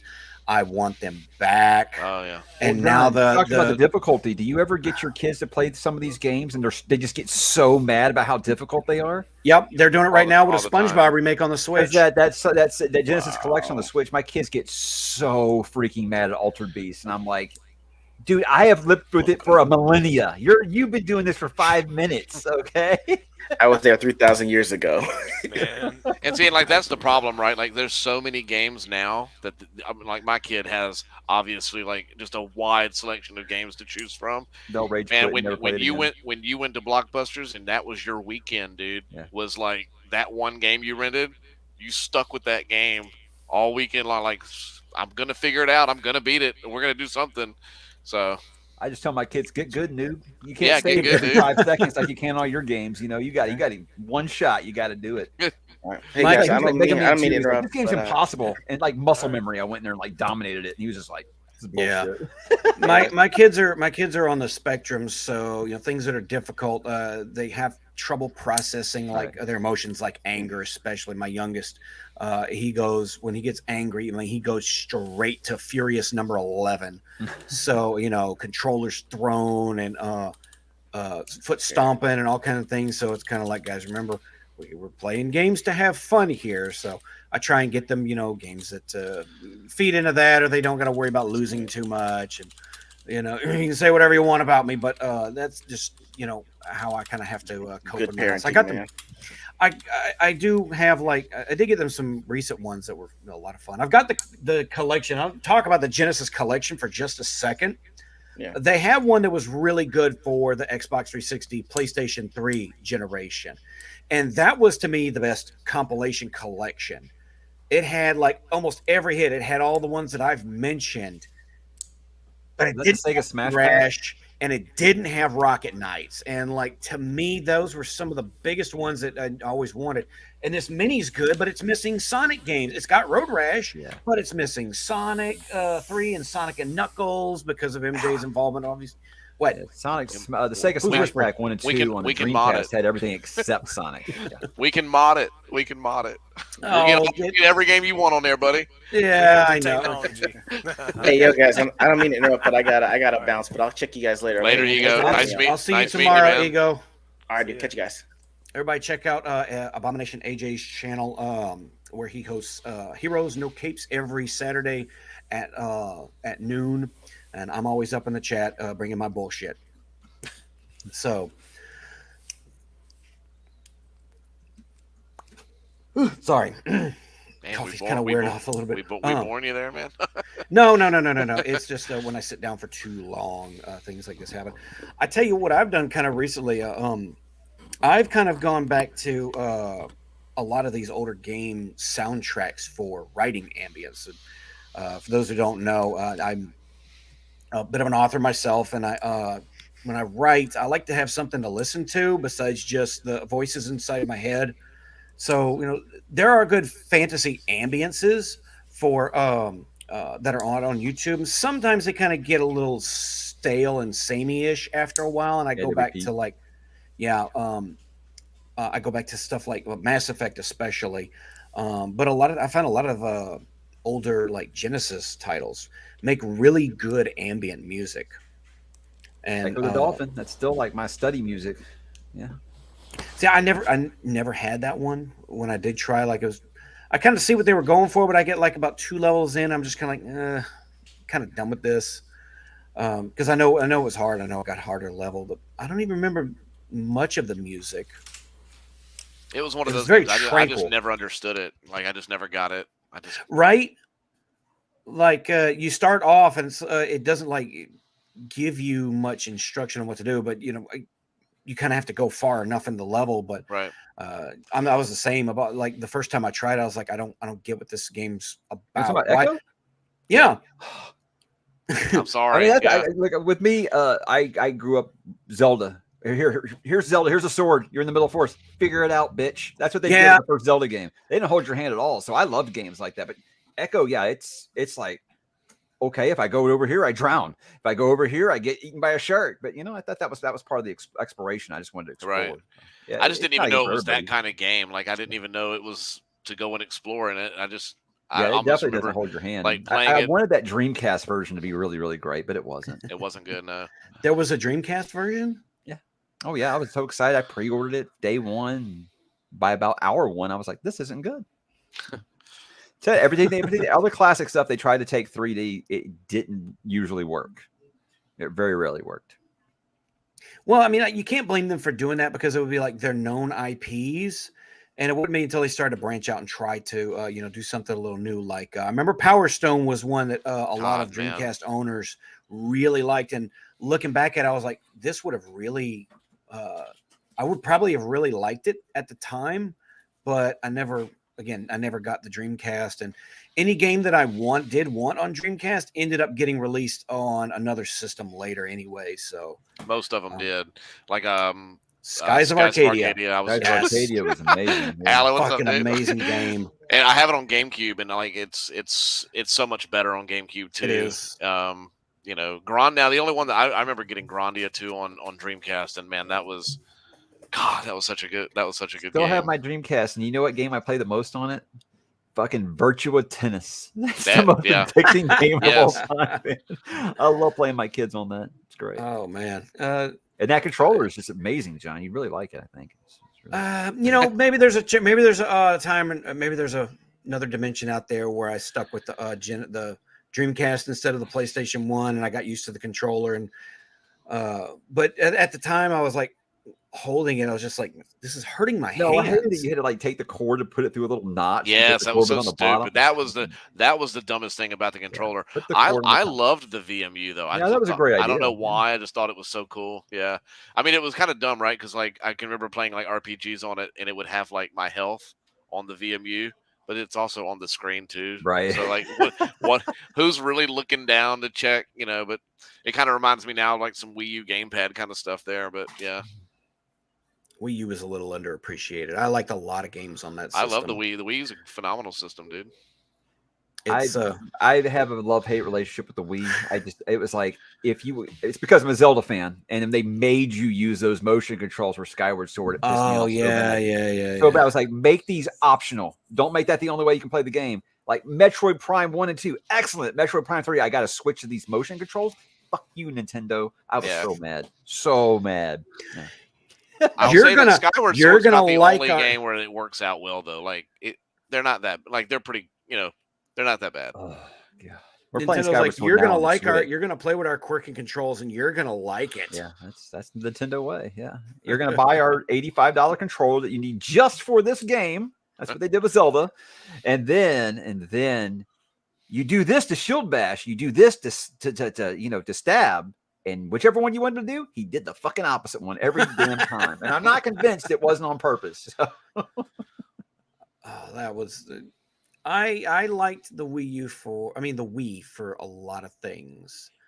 Getting me into the Xenoblade series was probably the thing that did best. I love Xenogears on PlayStation 1, but I never got into any of the Xenoblade games. I only played the demo for it. We're about to turn this into the JRPG stream here in a second. Even though I haven't really played very many like the last decade, but yeah, that was from like 1993 through like 2010. That was my thing. In fact, when a lot of RPGs started going into the real time fighting instead of turn based is when I actually think I started losing a lot of interest in them.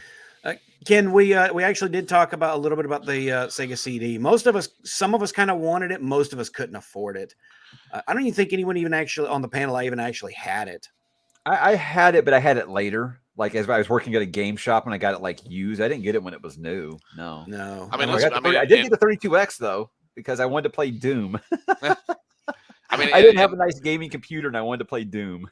Yeah, that's funny. Oh, yeah. I would have never been able to play that. The only thing I wanted to play on the 32X that even remotely enticed me was Knuckles Chaotix. Yes. Which looked very interesting and apparently was not as interesting as it looked.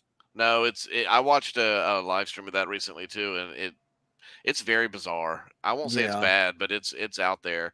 I mean, credit for trying something new, but I mostly wanted the Sega CD because I wanted Sonic CD because I was like, oh, this is gonna be like the ultimate Sonic 2D game, and in a lot of ways it kind of is, but the music don't hit for me for a lot of those levels, and the fact you've got 3 acts per level and they're huge, and they're giving you this knowledge you've got to go into the past to destroy the machine to get a good future is like that's a lot of work.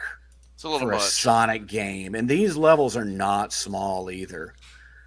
I'd say the best game on Sega CD was Lunar, though. Like that's one of my favorite games of all time.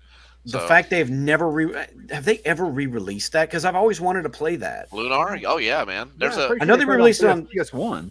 PS1, but I didn't catch it on PS1 though. Do you still have your Silver Vita? Star Story? That's the one I played on PS1. Silver Star Story Complete, that nice $70 collection that they put out. I bought that because at the time it was a JRPG. I was giving it a shot. I was pretty much an easy sell. Ken flexing us. He won his Sega CD. Lucky duck. Right. Oh, wow, that's cool. I wish I'd done that with my Saturn. Except $400 fucking for it for the last 5 minutes. Yikes! I've only won.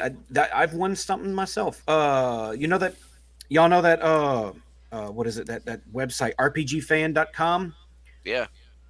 I followed them for years. In the early 2000s, they had a contest for a copy of Wild Arms 3, and I won it. And I wish I still had it, unfortunately, but it was the first play. I've had that before I even had a PS2. And I was like, oh, this is great. I'll have a game ready to go. And I played it, and I didn't mind it, but I got hamstrung by something. Apparently, you can only upgrade so many times in the game, and then you can't upgrade anymore. So I was upgrading like the cheapest stuff, which was like you're reloading and the weight of the gun to let you fire quicker. And eventually I hit this point where I couldn't buy any more upgrades, and I was like doing shit damage. And I was going, what is the problem here? And what until I found out later, and then I just didn't want to go back and play it again. So Sega CD. I did want it for Sonic CD, but that was neither here nor there. And, aside from a couple others that looked okay. I remember one game called Popful Mail, and I only remember it because there was an article in a Game Informer, and it had a whole bunch of it had anime cutscenes in it, which that was at the time when anime was starting to kind of come into the geek cultural zeitgeist, if you want to say, nerds are starting to pay attention to Japanime, back at the time. Yeah, Lunar had anime cutscenes in it too. Yeah. So did Xenogears. Yeah, I love those. Man, so Xenogears was a sweet game. Do you still have your Vita? Yes. So Okay. you can get on Vita. I'm gonna text you later, yeah, because Okay. you have to play Lunar, man. It's Oh, seriously Lunar's I always great. did want to. You know, it was one of those classics that looked that's like. hey, for what it's worth, it's up there with Chrono Trigger for me. So if that gives you any, If you like I'm gonna, that, I got to recommend Star Ocean 2 was really, really good in that same era. I think all of them are. Oh yeah, Star Ocean I- second. Anything re- that had branching narratives where it was decisions and it just upped the replay value for me. And these were 200+ hour games, you know, and the replay value on them. Oh, yeah. Great, sure, because I got to see the different endings. Yeah, I love stuff like that. I rented Star Ocean 2 and I didn't mind it, but I just never went out of my way to buy it, and I didn't get very far in the game. But I always kind of appreciated when Bryce comes back. Oh my god. Wow. We're on a different time, man. What can I say? I don't know. Ego, at the very least, he's got to go to sleep. He's got that podcast he's going to do tomorrow. I did dovetail that. Guys, if you want to talk for a second, I have got to take a little bio break real quick. Well, I was going to say, I can't believe we're going to make it through the whole Genesis conversation and not talk about Strider, one of the best games on the system. I didn't have Strider. Wow, I didn't really? either. Man, Yeah. that was one of those where it was like almost just like the arcade, so it was like totally rad for me at the time. And There same with were Revenge of Shinobi and Shinobi 3. I mean, Oh, these were some Shinobi's great. legit games. Yeah. Gunstar Heroes was incredible. I feel like that's one of those. It's kind of like you said about Fantasy Star Wars. Like it didn't seem like anybody talked about it when it was out, No, but now everybody now talks it's a about big thing. it as Yeah, one of the 'cause biggest when games. I can remember getting that as a kid and feeling like nobody else had it, nobody talked about it at school. But because like I'll even talk to some of my other friends that are similar in age and they've never heard of it. So I got but- that on a collection with columns. Oh, nice. Columns like, hey, you guys like Tetris? Well, Like, yeah, I'm gonna keep playing Tetris. let's see. There was Beyond Oasis. I don't think we brought that one up. That was kind of like a Zelda kind of style, wasn't it? Yeah, but it was an RPG. Yeah. Zelda style. And then of course I haven't heard anything of any love for the Shining series, whether Shining in the Darkness, Shining Force, Shining Force 2. Did I miss it? Someone brought it up earlier. No, you didn't miss it. I just, as a kid, I didn't play those. I didn't. All my RPGs playing was on the Super at the time, so I didn't catch those. Well, I'm How gonna about tell you. Shadowrun? Yeah. Oh my gosh, Shadowrun. was It was awesome, the man. best. It was the best on Genesis. The one on Super Nintendo was nothing compared to that one. But I want to say about so Shining in the Darkness was a dungeon crawler, but it was first person when you were actually in the game, and it was when you scared up a random encounter, then it went to turn-based play, that kind of thing. But then in Shining Force, it was actually, I think it was one of the very first strategy, top down. You select different people in your army and then you fight that way, and it was turn based in that regard. So it was very similar. I guess nowadays you could say was it Fire Emblem is close Right. to Shining Force, but it just doesn't capture the feel or the essence really that well. I did actually capture some footage of that game for the intro, but I kind of ran out of room for all the games, and that was one of the ones that got cut. I love Shining Force. It is the best.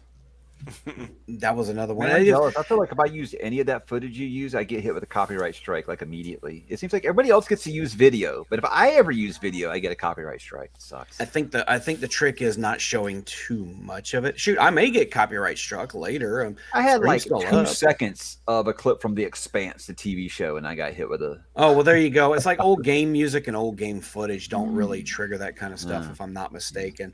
That was why I asked permission from Dean Harris, because I loved I love that track that I used in the intro, and that's something that's been on repeat on my phone for a while now, and I just need some background, something to get me going. And I didn't, I asked permission first, and I got to send him the link to this, by the way. He gave me permission. He's not going to copyright strike me. Thank you, Dean. Very much appreciated.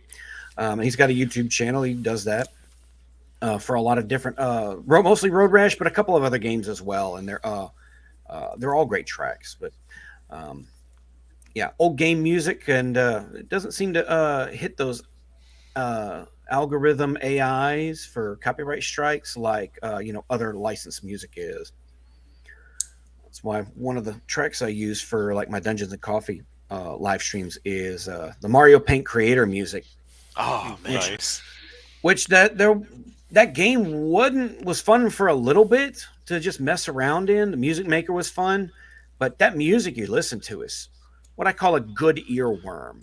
You ever get a bad song stuck in your head, an earworm you can't get rid of? There are certain tracks that you can play that will get stuck in your head and replace them, and I call them a good earworm, and that track is one of them.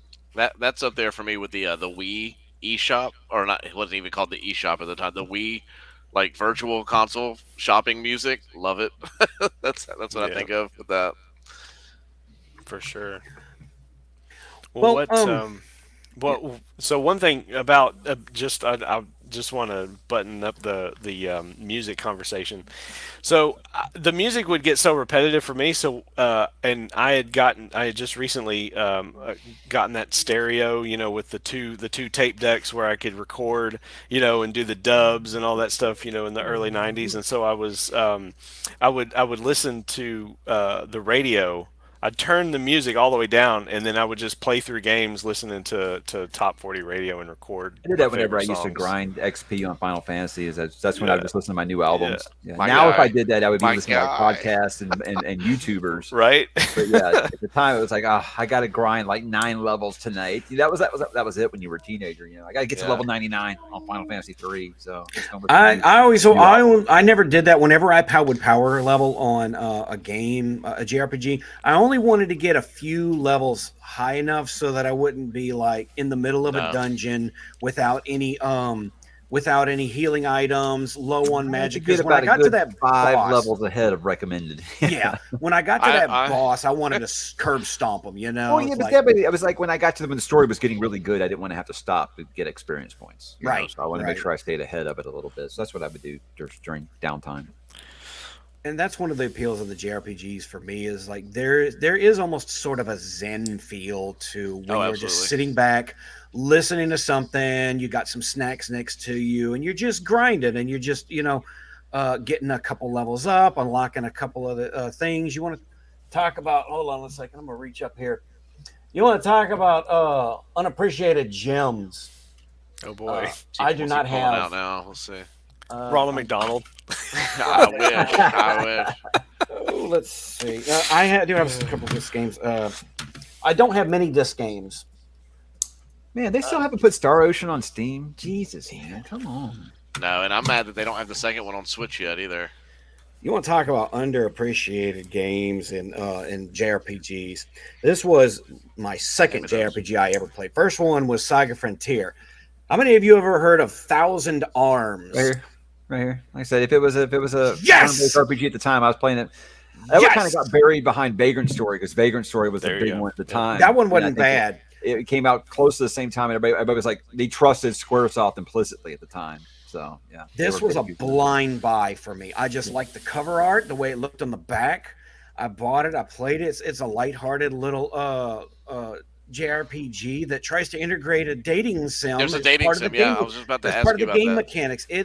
It's fun. It's funny. It's not for everybody, but like I want to stream this game one day because this was Mike. If you ever read my book that I'm coming out with, The Black Crown, there's an Easter egg in there from Thousand Arms. You might be the only person who reads the book to get it. Let's go like what Christopher Rocchio puts out his books, and he puts like Dio references in it and shit. And I'm always like, I saw that shit. Yes. Oh, hey, I got a couple Easter eggs. I got a Norm Macdonald joke in there. I got a Macdonald joke. A Norm Macdonald joke in my book. I'm not going to say what it is, and only a Norm Macdonald fan will be like, "Oh yeah." I got a wrestling nomenclature or colloquialism that's in there. Only someone who's watched pro wrestling for a long time or specifically WWE for a long time would get it. It'd be like one of those, it'd be like that meme with Leonardo DiCaprio on the couch.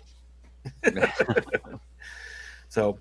They were either putting all these on Steam or they were putting these all on collections. It's a shame they aren't doing more of these collections. Yeah, and I think you've got game companies, I don't think, have done a whole lot. No, as far as they can just call it a remake, put a fresh coat Yeah. of paint on it, and sell it again for $50. You know, that's what they do. they really could. Like they could call it a special edition. Why do you think that company Limited Run Games gets the kind of business they do? Because a lot of collectors just want a newer or updated version of their the game that they played. Look, guys, the new nostalgia's big. I mean, Yeah. we just talked about something, 30 years old for 2 hours. Nostalgia's big, especially with Gen Xers. You just put this stuff out in collections. We're going to buy it. Yeah. So just think about it. Yeah. Well, guys, look, we're coming up on 2.5 hour mark here, and I'm glad we kind of got as many opinions from everybody as possible. I think we will go ahead and wind the stream down, but I want to think. I keep looking at the chat. Everybody's talking about a lot of games that we were all trying to keep it on Sega, but that's okay. I don't care if the streams get derailed a little bit. I didn't think we'd get through those questions as quick as we did, but hey, it is what it is. This makes me think of games that I got into later, but it started with the Genesis. Right. A lot of these things. Except Phantasy Star was kind of what led me to Final Fantasy, after the first one. So, yeah. And I've always got the desire. If I got the desire to go back and play at least one Phantasy Star. Which one should I play, Mike? 4 is probably the 4, most yeah. playable. Yeah, and it's probably got the best story. But like I said, 3 just has a soft place in my heart because I love branching storylines. Yeah. Are they a bit grind heavy like them early JRPGs were? Not as much as you would think. But I mean, if you've played anything during that era, it's not going to be as much as you've done in some of those other games where you have to get to level 99 by the end to beat the game. Yeah, because look, Final Fantasy 4. I love it, but Breath of Fire and Breath of Fire 2, ooh boy, 2 steps and attack. Yeah, that was not the worst I've ever seen though. The worst I've ever seen, and I don't know if y'all have ever played it. You ever heard of Beyond the Beyond for PlayStation 1? It's kind of infamous for being like a really shitty JRPG. So I own this. I bought it at a pawn shop. I own this for 1 day.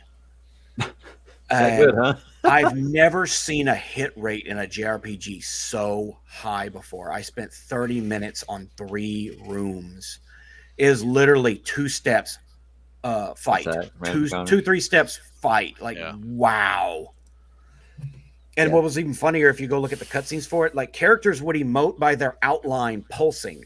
And it was meant to represent like literally every emotion of the emotional spectrum.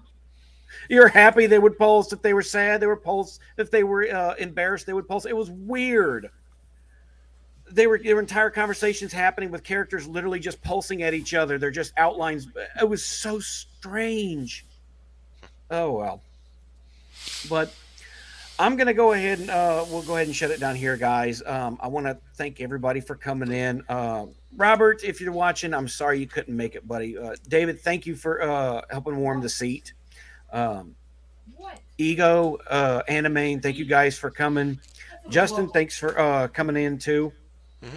And thanks to Bryce. I know you couldn't stay too long, but we were glad to have you here. And Mike, thank you very much for dropping on in, sir. Thanks for letting me, man. I mean, I just was joking, saying like, "Hey, if you need an extra person, let me know." And yeah, he said, "Hey, I got room." I said, "Shit, let's do it." No, it's hard, these streams, getting everybody in one place, coordinating everybody, like 6 people, and I figured something would go awry, and it did, but that's okay. I always have. I didn't expect that, but I expected not to expect something, so it doesn't count. For everyone that's watching, I'm going to play that intro one last time as we get played out. And everybody's channel is in the description with links to everyone's channel. Give everybody a sub and some love. Appreciate everyone for coming by in the chat. I'm sorry if we couldn't get to too many questions or comments. I didn't want to take too much time away from my guests. And what else can I say? Sega does what Nintendo don't. Sega! Sega! You guys have a good evening. Thanks, you too. Thanks.